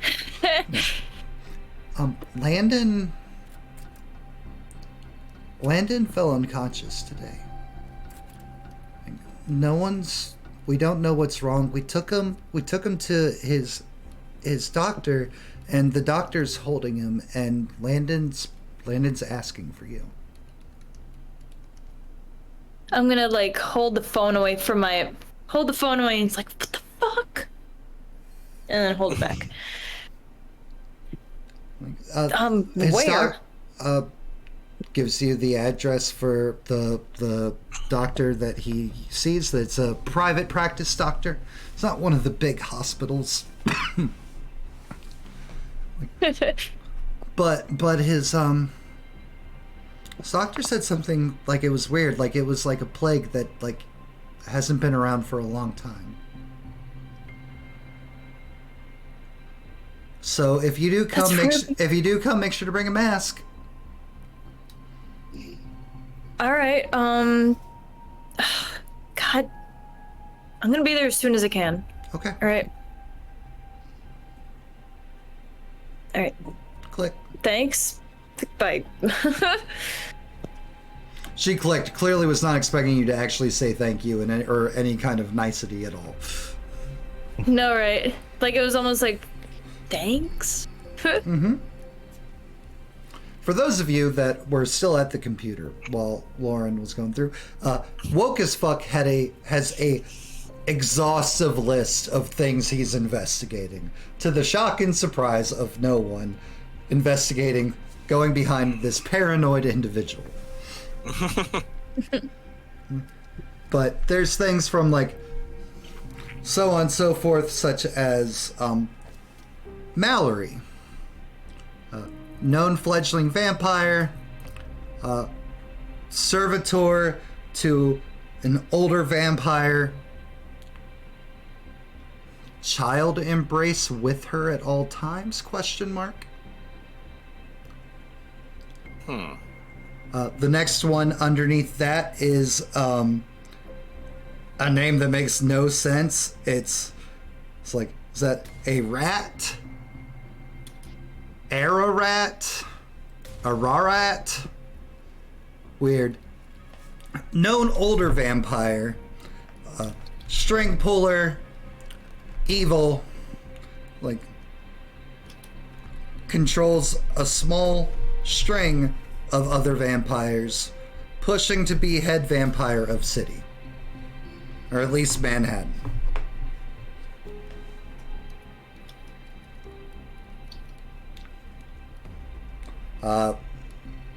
Then there's Lou, question mark, question mark, question mark.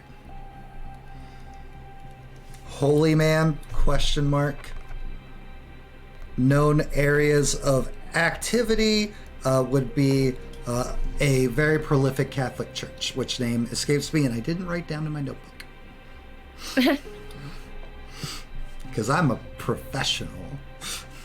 Saint what's its name? Saint what's its name? I love it. Thank you, Artie.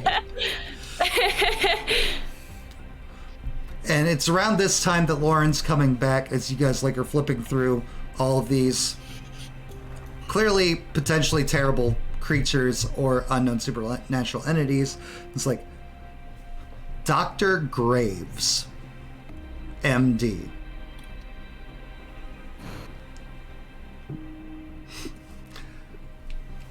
And Lauren, as you're walking up to the computer and there's the file on Dr. Graves, it's like unknown what Dr. Graves is. Most of his patients seem to contract some kind of illness. They show signs for a while of getting better, but eventually, like, their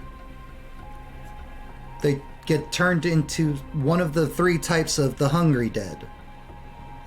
Sometimes they come out as walkers, most times they come out as shamblers.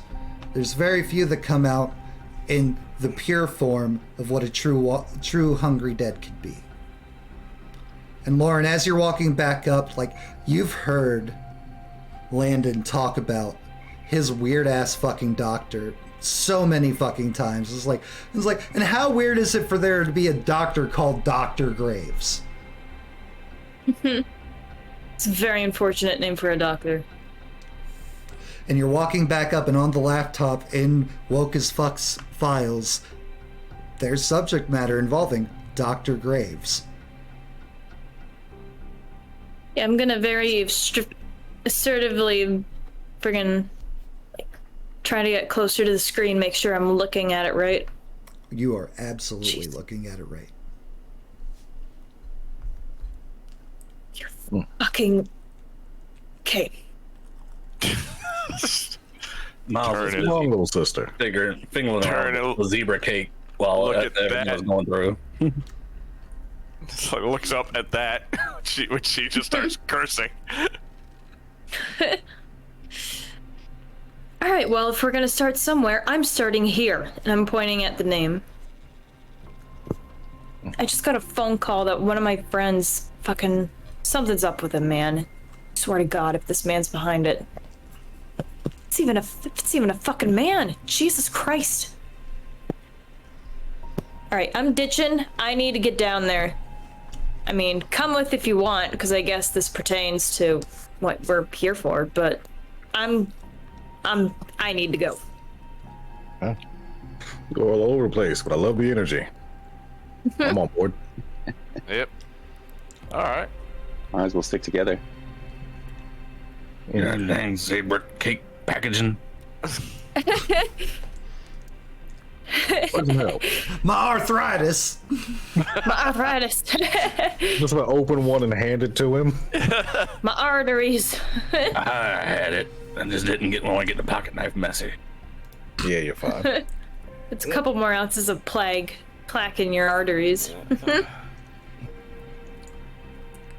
All right, on to the next map. As we book it, Dr. Graves' clinic. Feeling the vibes. It just seems very coincidental. We gotta check it out. and where nothing ever goes wrong, the Bronx. Hospital. Oh, Yeah. the Bronx. When we So it get seems like on the way there, just because Miles has to, he has to get a New York cheese pizza. Oh, so there's $2 sliced pizzas on every fucking corner, my God. You got this. Wish Extra granted. And you know what? While you're on your way there and you're attempting to get pizza, and Lauren, you're just booking it straight out, freaking like trying to get there so fast. Something untoward will happen to both of you. Take another level of take levels of bashing damage in your first wound track. I'm assuming it's been more than 20 minutes. Yeah, oh yeah, definitely has. Okay. But yes, and you can thank Chi for those bricks. So that's me and You and Lauren. Hit by a slow ass cab. I dig it. They yelled where you were walking. Watch it, salt liquor.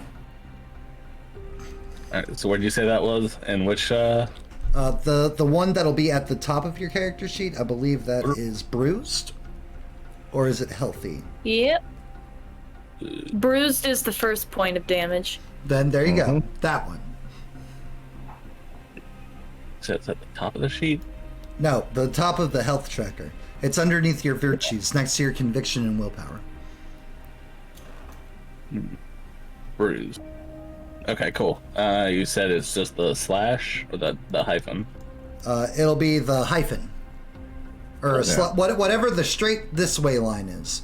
The dash. Yeah. Hyphen. Got it. Slash lethal. That is true. Slash is lethal. After the cab hits me, hey, I'm walking here. There you go. Got fit in with the local. All right. And you guys will make your way to the hospital. It looks closed. There's no receptionist in, but all the lights are on. And from one of the street windows, like, you can see somebody like in one of like the back rooms. No door, no access there.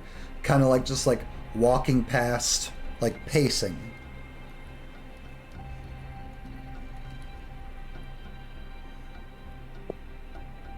Okay. For those of you that might have a particular power called Forewarn, this is a bad spot. This is dangerous. The vibes may, in fact, be wrong. Oh no, the vibes. The vibes. The vibes. Not the vibes. Gotta Something's keep up the here. vibes good. All right, well, I'm still gonna keep booking it to wherever Landon might be. All right, well, Go ahead. Check. well, you get to the clinic. Check. You get to the clinic. You get to Dr. Graves' personal little hospital. While the lights are on, the door is locked. I'm gonna have to do some breaking in. We're gonna try to get in there to find out what happened to poor Landon, if he's even in here. I'm gonna just, with my body, just try and break it down. So what are we doing? You are giving me a strength brawl. No hesitation. No hesitation. Now, Fuck your doors. Now, Lauren, are Yes. you going to attempt to increase your strength for this task?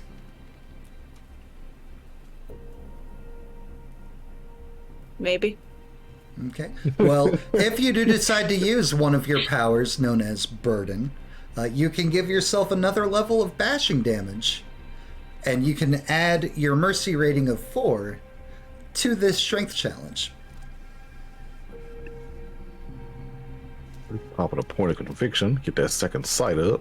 What does burden cost again? It costs you just that health level of damage. That's it.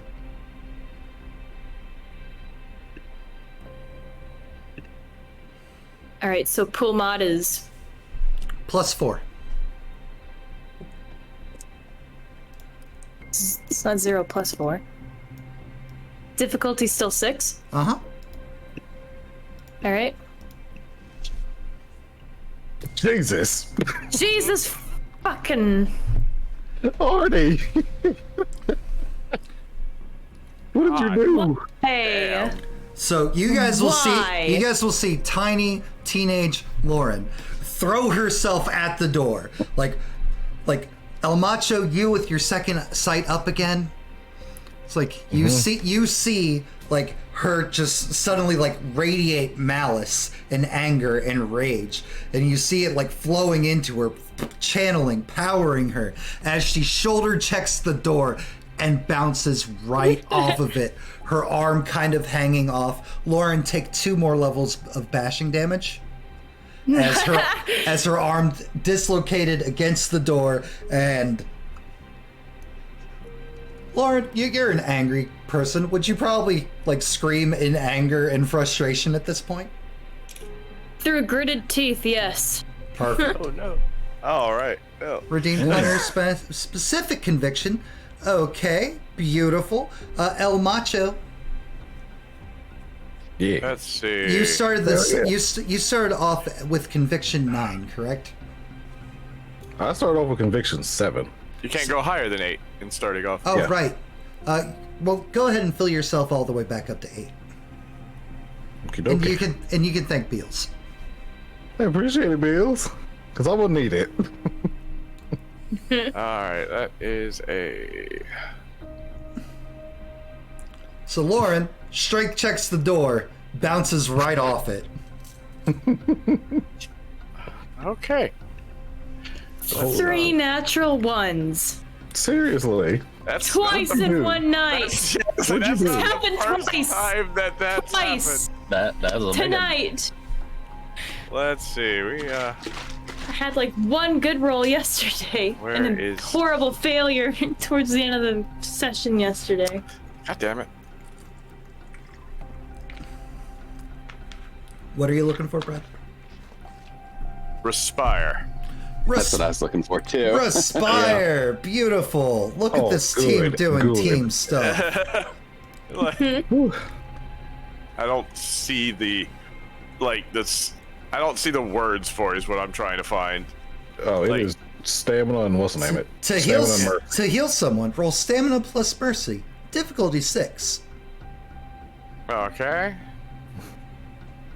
However, let's, however, that's just the mechanic.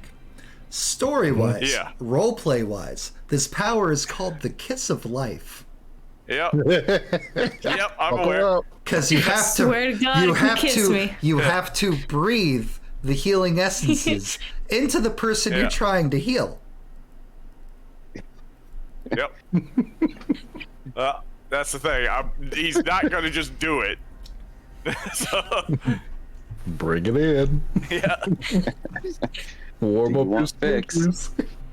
He's gonna kneel down to you. So, do you wanna walk around like that, or I can heal you, but it's gonna be awkward.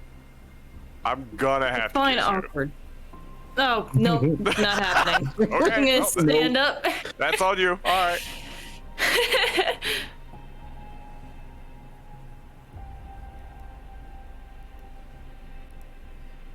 Kiss my boo-boos. No. Oh, it's not Not your kissing your boo-boos. boo-boos, it's kissing He you. literally says, "Oh, it ain't your boo-boos." I'd rather walk around with a hanging limb. Is it? It says bashing. Yeah. Yeah.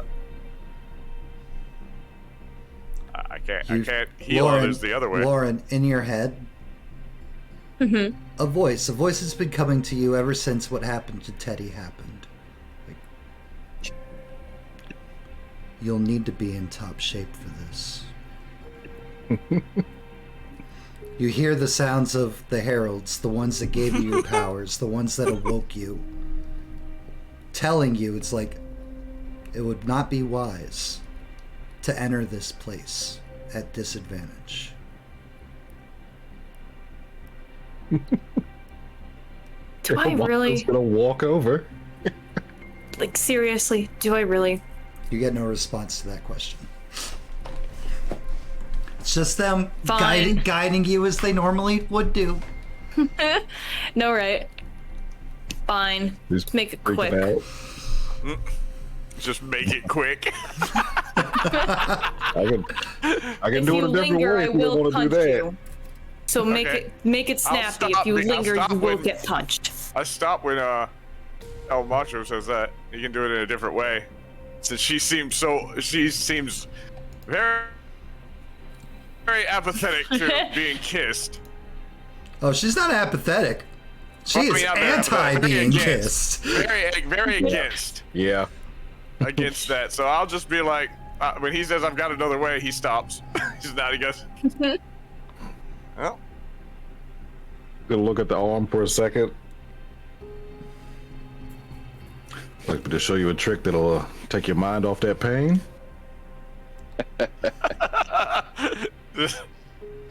Do it. Do it. What you got? He's gonna place a hand on your shoulder, like right above the one that's hurt. He's gonna grab your wrist, yank, smash, pop it back into place.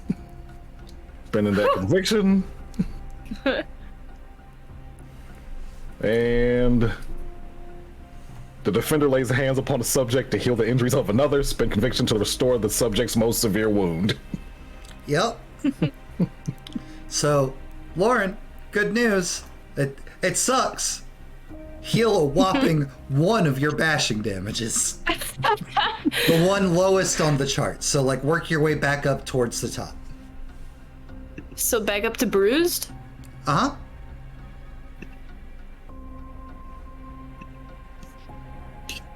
And Garrett, Shit, wow. Garrett, you'll watch and see it, but you're just like, like your healing would have probably been much better for Lauren. Yeah. But hey, at least Lauren's shoulder is functional. That works. Also, who the fuck locks an entrance to a clinic? No, Lauren. Like, where were you at? Were you just hurt? I was 4 down. You were 4 down. Oh, you jeez. have 3. I would be You here. have 3 left. Yep. You just healed the Oh, wounded. you're worse off than I thought. Yeah. No, I know. I asked and I got confused by the answer. Yeah, That no, was it's my so cool. When you said bruise, I was like, that doesn't seem right. I'm gonna look at the sheet real quick. Oh. But hey, your shoulders pop back in. Yeah. Yeah. That's good and all, but well, if that's as much as you want to be healed.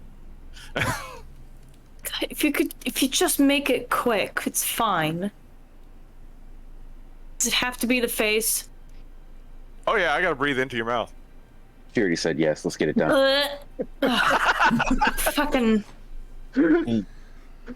While they're doing that, I'm looking for security cameras and She's not gonna look at you, might but be she's noticing ready. everything. Okay. Give me a percent. So Brad, you can go ahead and make me that roll for Respire, and Miles, you can go ahead and give me a Perception Security. Stamina. While all this is going on, Neil pulls out his phone to see if he has any Yep. messages. Don't from forget, Jesse. you can use the button at the bottom of the screen for using your powers. Let's see. Okay, I have to pay 1 conviction for each level healed. Boom, boom. I had flopped over to Rejuvenate, Respire. Wait a second. For each successive. So yeah, I'll have to pay conviction to heal all 3. I mean, you don't Or- want to take the +1 difficulty to all I can actions ta- for the remainder of the scene. Well, considering I'm still at a -1, no. Okay, cool. So give me first. We need the roll. Yeah.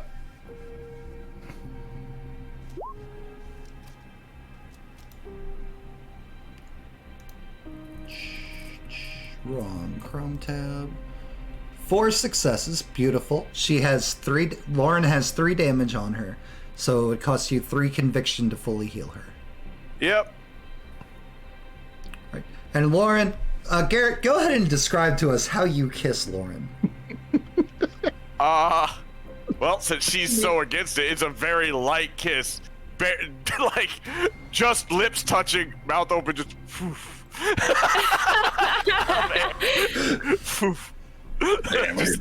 Because she's like, just do it quick. He's like, well. Lauren, All right. Lauren, unlike everybody else here, you've never really done team-ups. You've never really interacted with that many other hunters. You've been very, like, lone wolf style system of hunting. And Garrett, you can go ahead and take your conviction all the way back up to 8. Oh, wow. How much did I get? You can thank JenOfThieves. Specific conviction will Okay. refills your conviction all the way back up to the maximum starting it can be, which is 8. Okay, nice. Oh, thank you, Jen. Right? Randoms will for restore free. 2 convictions. Shit. Just so okay. everyone's aware. That is what the conviction redeems are. So other hunters' powers, you just figured, like, that there's other hunters out there. You figured they were all like you. It was like fight the monsters.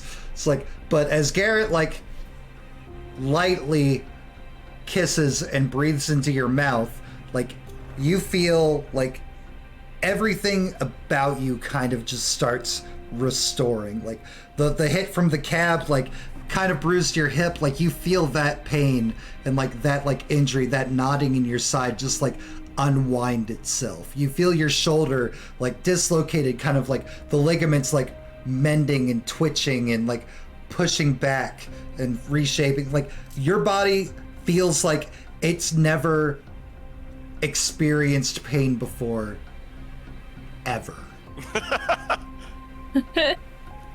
he just backs off. Doesn't and just turns away from you because you don't want. You're like, I don't want to look at you. Don't. It's just light kiss, breath, and then turns and walks away. Even if you don't see it, still malice, but like slightly less, like 1 degree less, like nod in your direction. Is there a flower pot in this little section of the room? You're not in the building yet. You guys still have not got it in. Yep. Okay, Mike, I'm gonna spit on the pavement. Yes. Miles, yes. There's clearly a camera over this door. I pointed out. Smile, you're on candid camera. Okay. I smile and wave.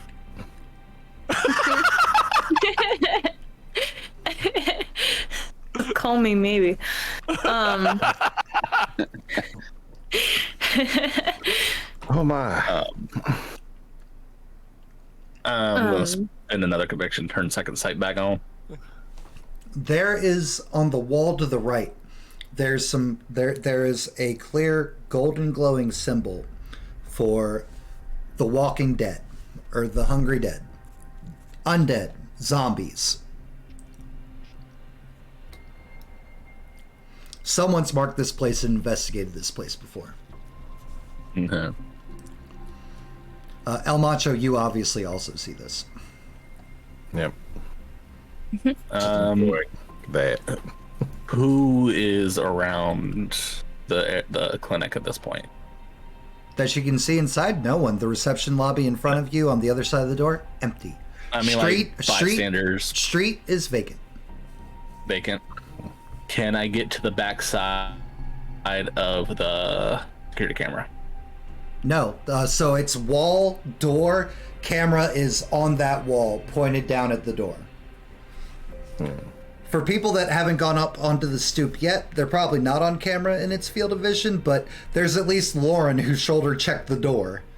Clearly probably going to be on camera. When we're done here, we need to make sure we get the tapes. Seasoned hunter advice coming through from Miles. Lauren probably has a moment of just being like, oh fuck, I should probably start doing that. Yeah. It's a fleeting, like, chalk that up for later. Oh. Right. Oh yeah, that's a problem thing. I can't smash my way through. Miles pulls the hat down low, obscuring the face. Begins to walk over there towards the camera, off to the side of it, and back down the wall next to it. Trying to make it look like, walking down and then cutting back across, like directly under it, if that's possible. And then want to reach up there. How high up is it? It's about 8 feet high. 8 foot.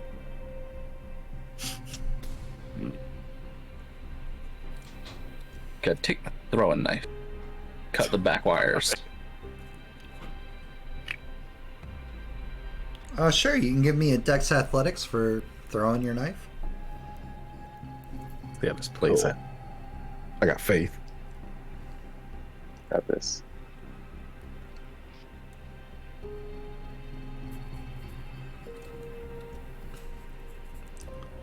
And you're just mundanely throwing, right? Mm-hmm. Okay, cool. 4 success. What wires? Just, yeah! Take that, millennials. Go pick my knife back up. Alright, camera's dealt with. And then, all right, let's get in there. Try to go open the lock. Old man Miles starts pulling out a lockpicking kit. And now we're fully embracing our D&D sessions. Miles been here a few times. Dexterity, security. Gotcha. Bloop. I could have smashed the doors, but alarms. And I've had multiple fours today. Can I spend a willpower or something? Make some rerolls? Or... So you can spend a willpower in this version of World of Darkness game. Spending willpower, you can spend one for an automatic success, or for rolling 3 additional dice. 3 additional dice. Okay. Note, ones on those 3 additional dice still count as botches.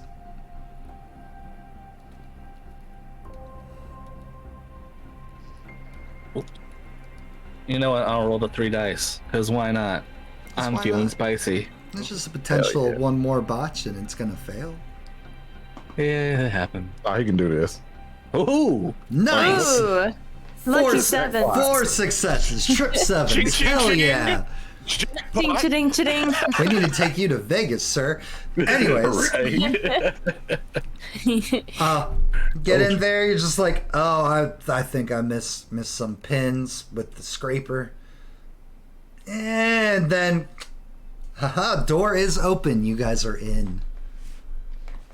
No alarms go off. Very nice. All right. Very nice. You enter this lobby. There's a receptionist desk in the middle. There's couches and chairs and really nice, fine upholstery. And a door on the left and a door on the right. There's an enter and an exit. What is it? Miles still keeping an eye out for cameras, but keeping the hat brim kind of low. Give me a perception investigation. Because of the way that you're kind of like trying to you're obscuring your field of vision by keeping yourself so your difficulty is going to be 8.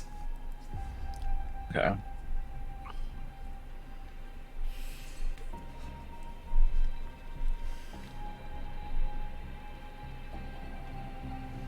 Damn. Yep, there is a camera as well in this corner, panning over the entire room. Yeet. Are you just throwing your knife at the camera itself? If I can get to the lens, bust the lens potentially, Sure. because I can't see the wires from that side. It's true. You cannot. These wires go into the walls now that it's on the inside. So this would be the Dex Athletics again? Dex Athletics, it's going to be difficulty 8 because it is a much smaller target.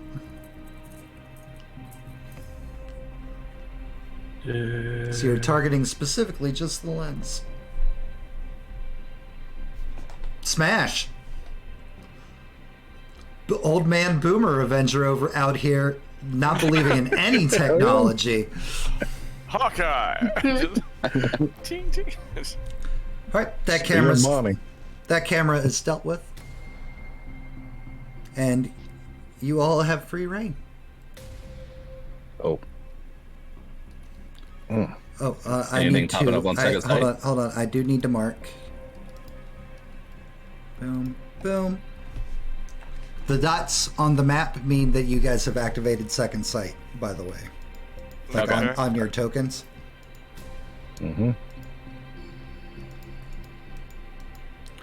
And I believe if you guys click your icons, you can also do that. Back to red then.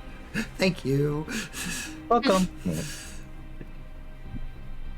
We're also gonna throw it on. So, one conviction, and boop. Beautiful. All the hunters are now just like, this guy's apparently real bad news. Yep. Just trying to. Yeah.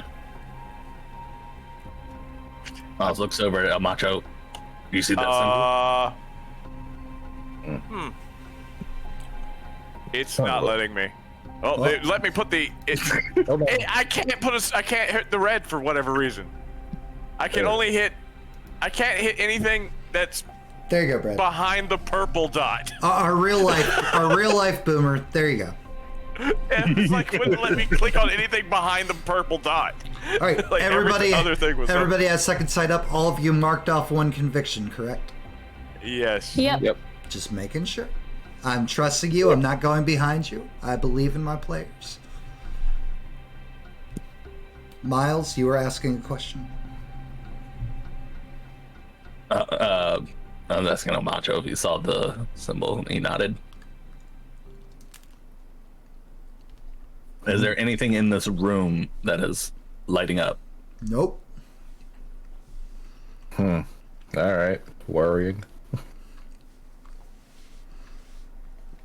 looks like whoever Doors. tagged this place either never came in, or if they did, wherever they found the badness is not in this area. Not in this little reception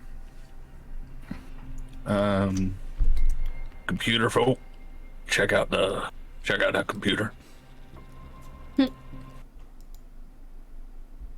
Going for the computer. All right, you go for the computer. This is more of a standard computer. Of course, does have a password. Give me a perception investigation.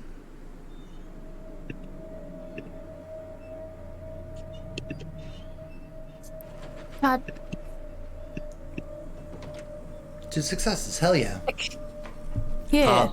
And it's like, fucking stupid password bull.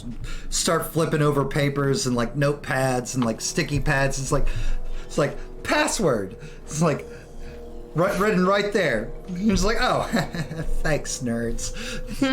It's like you open it up and Dr. Bose is hot. 127. you open it up and there's like, a couple documents, your standard like medical files, like how they charge somebody, etc., etc., etc. What are you looking for here on this computer there, Lauren? You're in. Yep. Security files. Unless... well, 1 fucking second. Gonna look up what room Landon's in first. Patient Landon Smith is in room 2D.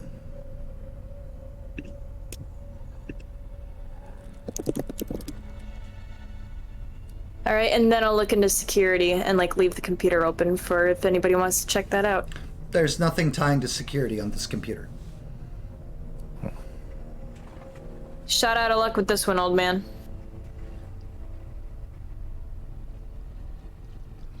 Gonna have to go deeper for that. In the meantime, I need to get up there.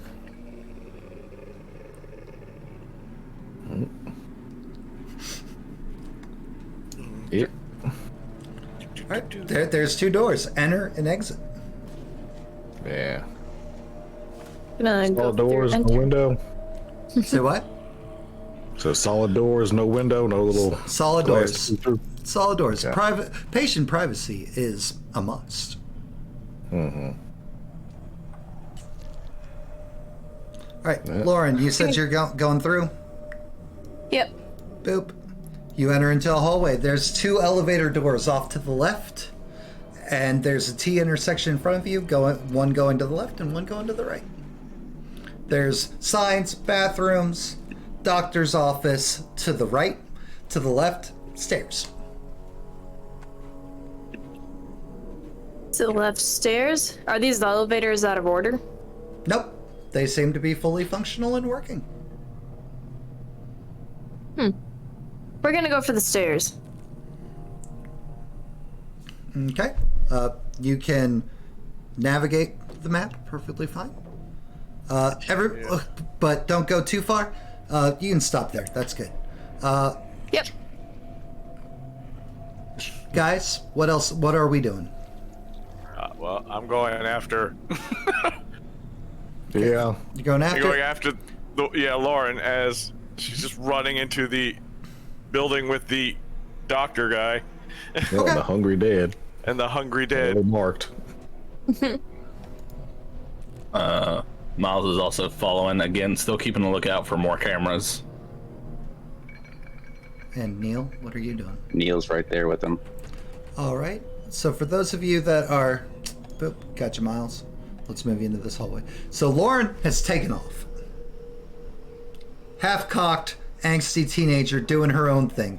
Clearly, you guys are picking up on the vibe that, unlike the 4 of you who have teamed up with other hunters and have done things in your years, this girl hunter which El Macho, you at least know for fact, is a hunter.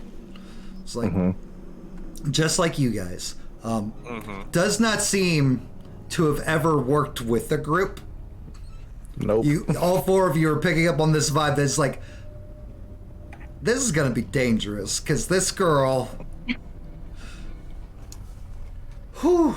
And as like you're like more cautiously approaching your potential imminent demise. The map so people can see more. Like, as you're passing the elevators, you're noticing that there's a placard next to them, and it's odd. So there's only 3 levels. Clearly this is meant because there might be handicapped people that can't take stairs. It's very considerate, very nice. But basement level morgue, and this is a private hospital. Why would it have its own morgue? You go to a city morgue. Second floor, patient rooms, examination rooms, etc.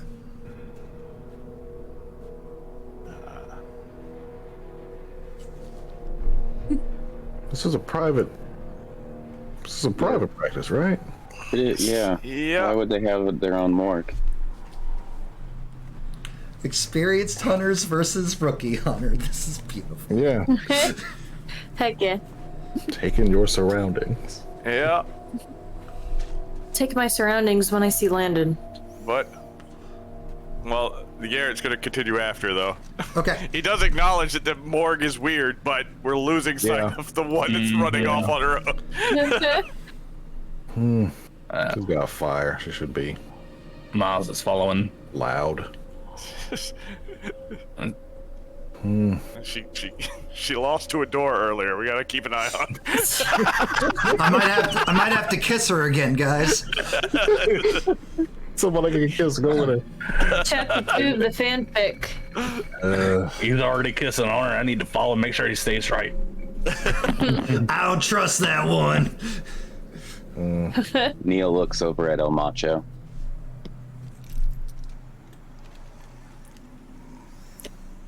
I think we should investigate this floor a bit. As long as we come back to this. Okay. They're breaking left. Let's check the right. Beautiful. Love it. Dig it. Split the party. Split the party. That's where the fun begins. Yeah, it is. So, It's already a 3-way party split. it's a 2-way party split. No. Only because the other 2 are forcing it. I know that it's Miles and Garrett. Then there's also Arnie's character. Oh no, they declared that they were going after Lauren. Like, I'm counting them as together. Oh, I know. But for She's still running off by herself. But for staircase friends, are you guys? There's a staircase going down and a staircase going up.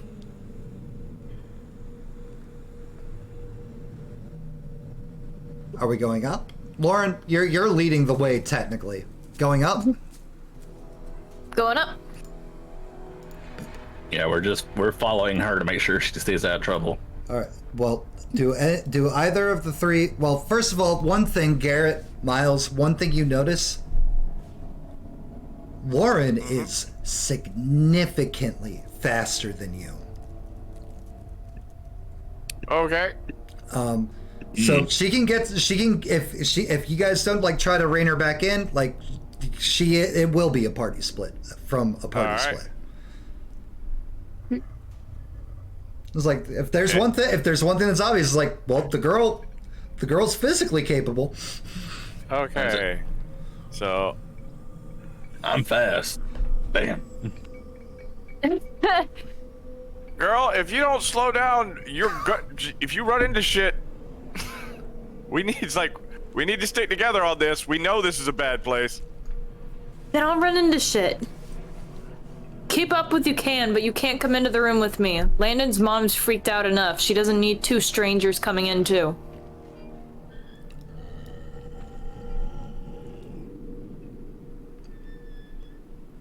Just take it a little easy, otherwise she will freak out when you jump in. We're gonna try some manipulation on that. since she just suggested that she was worried about the mom freaking out, don't run. First you just kiss me. barreling into the room, otherwise you freak out the mom. Now you're manipulating me.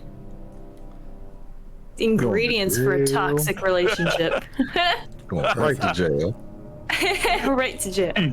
Lauren is of legal age. Thank you very much. Yeah. She is. So, she is. manipulation, empathy, or Well, what are you trying to do exactly? basically, she just expressed a desire not to freak out The mom. Landon's mom. Right.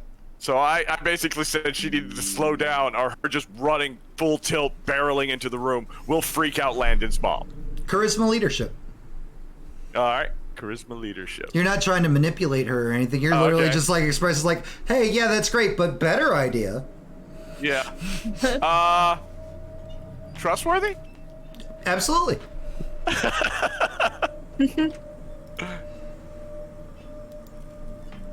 Oh, by the way, while we're waiting for this roll to happen, hey, El Macho and Neil, you guys can hear the music, right?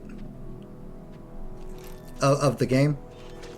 Oh, yes. Have you occasionally heard, like, hungry little Yes. moans and things? As you're wandering these halls, you are hearing that, like, in-game. Okay. Just so you're aware. Oh, it's Welcome to flies my in the world. street. Yeah. It's a only one it's a success. little world tried. that sucks. That's right. I'm not gonna spend a willpower to get you to not freak out his mom. I mean, one success. It's Lauren. He's saying something good that you maybe should consider if you weren't freaking the fuck out about, you know, your best friend. Yeah. I'm gonna continue speed walking / speed stepping up the stairs, but we're gonna take some deep breaths. All right, real quick, Miles, what is your Dex Athletics? 4, 8. Okay, and Garrett, yours?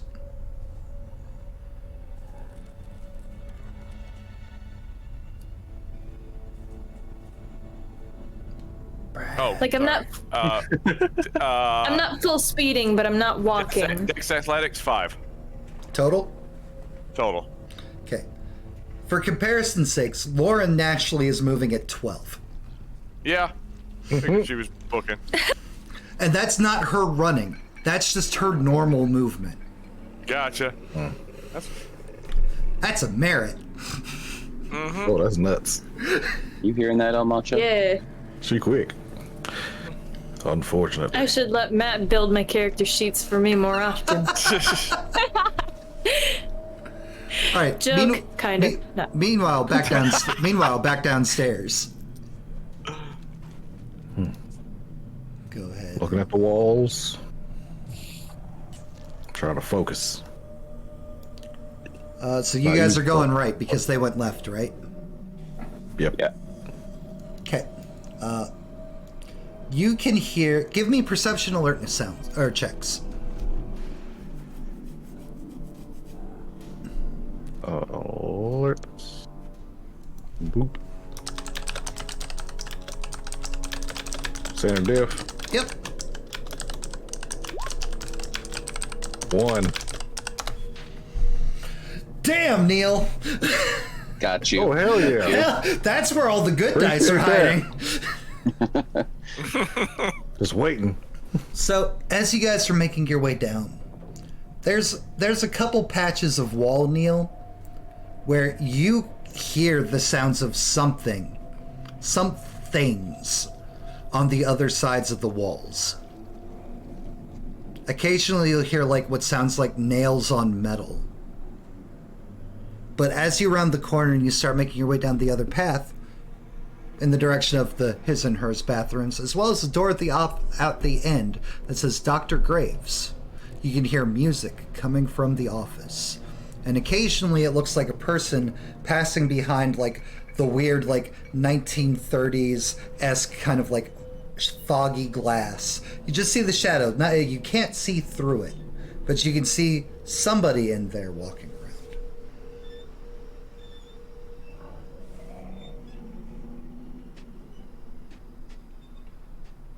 Is forewarned doing anything for us right now? Again, just like outside, if you have the power of forewarn, your senses are freaking the fuck out. You are not in a good place. You are in danger. This is terrible. The vibes are bad.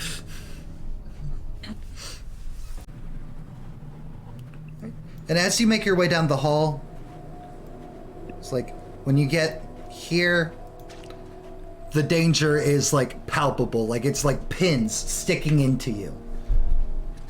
And as you make your way further down, it kind of eases, and right until you get to the doctor's door, and it's the same sensation. Mm.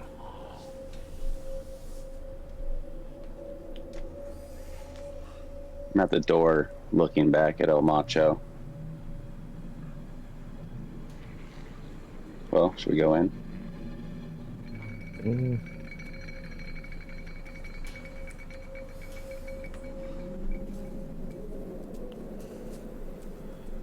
Yep. So gonna slowly open the door. Door's unlocked. Inside, pacing around the room, the office. Like there's some degrees, medical degrees, doctorates. Walking with a slight limp, you see a rotten corpse, dressed fully in clothes. Very nice, very fancy clothes. Beautiful watch, even a wedding ring on his fingers. It's like he kind of like runs his fingers back through like what little strands of hair are there on its rotting head, and as the door creaks, turns his head back to like behold El Macho. And he's like, "Gentlemen, hello. I wasn't expecting company this late. What can I do for you?"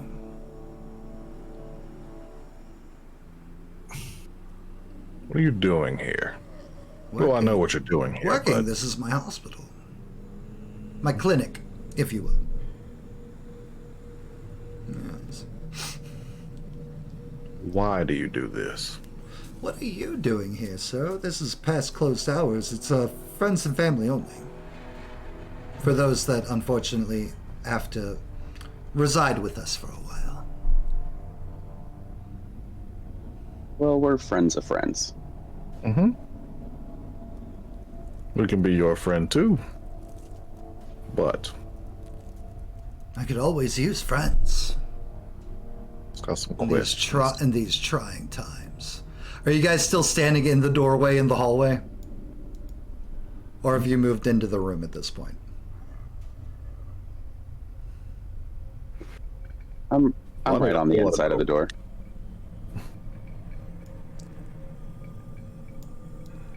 Inside of door. Let's go. Yeah,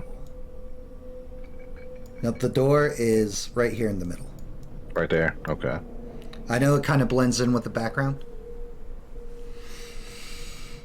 Set perspective on it. Yeah. And yep. I could always use more friends. Meanwhile, upstairs. Lauren, you clear the stairs first. Ka-cha! Ka-cha! Did I not? Oh, there you are. Haha. Alright, Garrett and Miles are still in the stairs. And... boop. Alright, Lauren, you bust out into a hallway out of the staircase. You can go left, you can go right.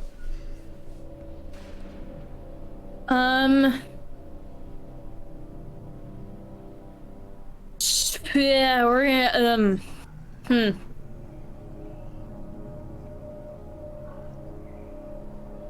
Let's go left. All right, you go around the corner to the left. There's a door facing you. 1, 2, 3, 4, 5, 6, 7, 9, 10, 11. There is a door there's a door. You just go through the door. Screw these obstructions. I'm gonna take a breath real quick and like think slightly about what Garrett said. Just take a breath, and then Right. You walk op- through the door. All Reach right. these keys.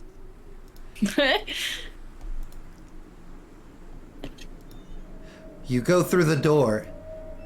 Oh God. And down the hallway, shambling in like one classic, like looks like a vintage movie almost, nurse outfit, standing there like, just kind of like slowly walking and like turns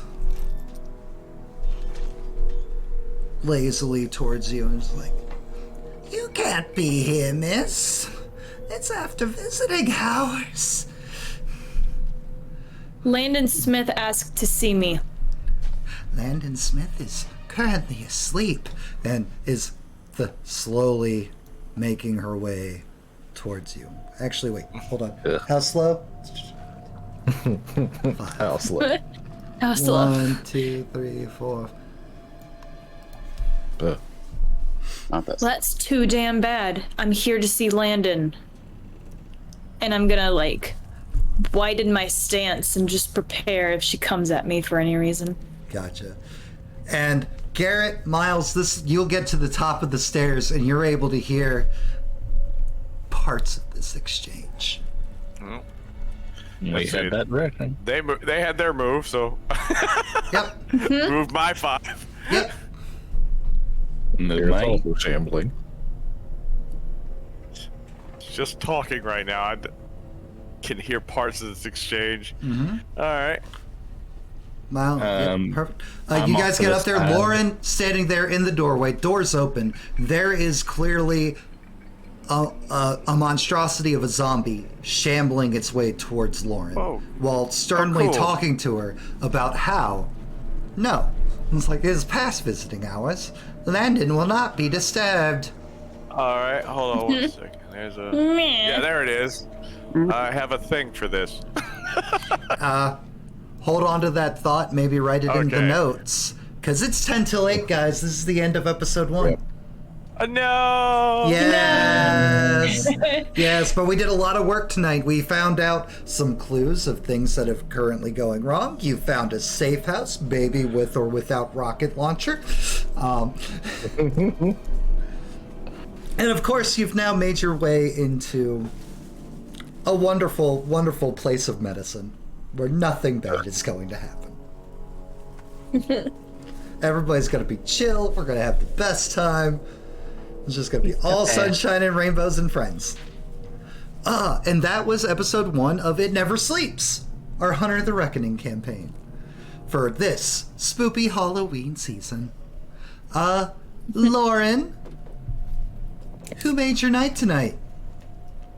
Oh my God. Glenn Dizzle's old man is just killing me. Every time he just talks, but all the antics is just, it's great. Oh, I freaking love freaking Cracker Jacks of all things. Where the Cracker Jacks at? Neil. He doesn't care if they ever come back. All right, Miles. Good luck. This is a good group. All the groups for this new season are so good.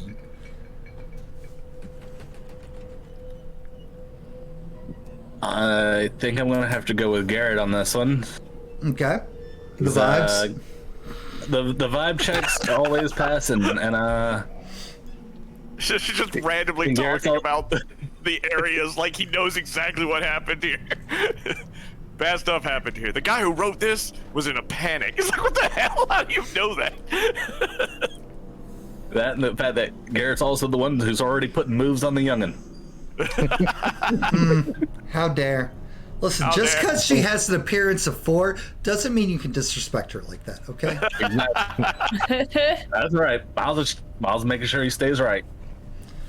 El Macho Jr. Oh man. Oh, it is absolutely Young Avenger. Just pushing herself, getting the things up, using that burden to get this super strong. Nothing. Hurt yourself on a door. There might be Building one. there might be a reason Orange that door is blood. so hard to get through. That you guys might find out Yeah, about. let's go with that. Let's go with that. Sure. Yeah. Sure. Yeah. I don't think Yeah. I made a single roll tonight without a 1 in it. Seriously. I Neil? did 3 1s twice in one night.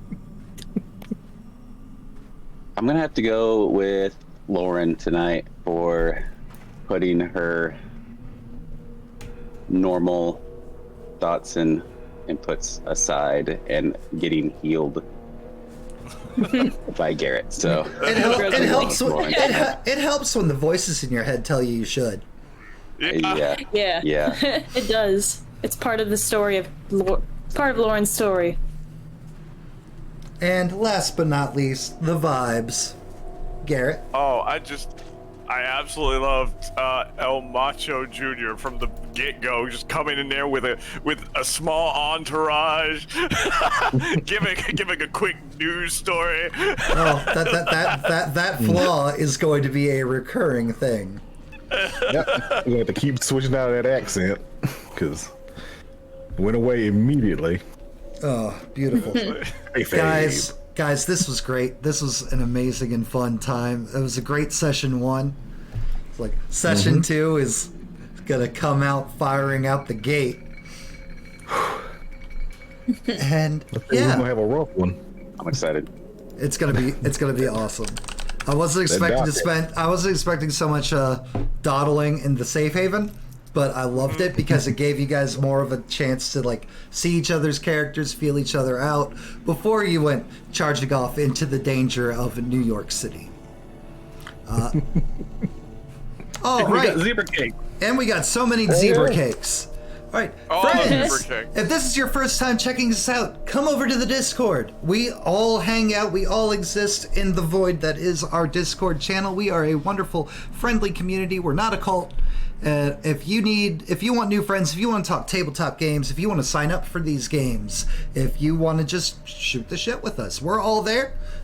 Please feel free to click that link either there in chat or if you're watching this on YouTube in the future, down below in the description. Please do. We would love to have you. We continue to grow and we welcome all people as long as, not to overplay this joke, your vibes are good.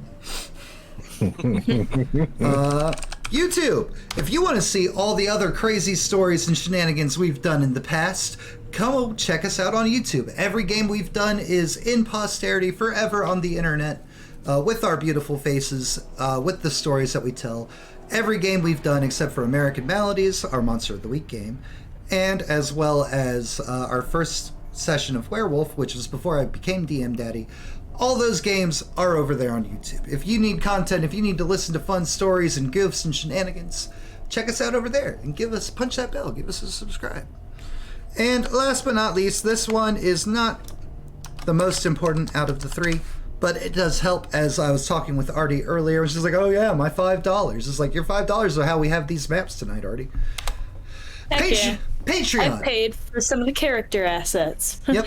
Patreon. We use our Patreon to fund everything that we do on this channel, be it from buying books. Everybody here got copies of the books and their Creed book and so on and so forth via the funds that we get from there. The maps.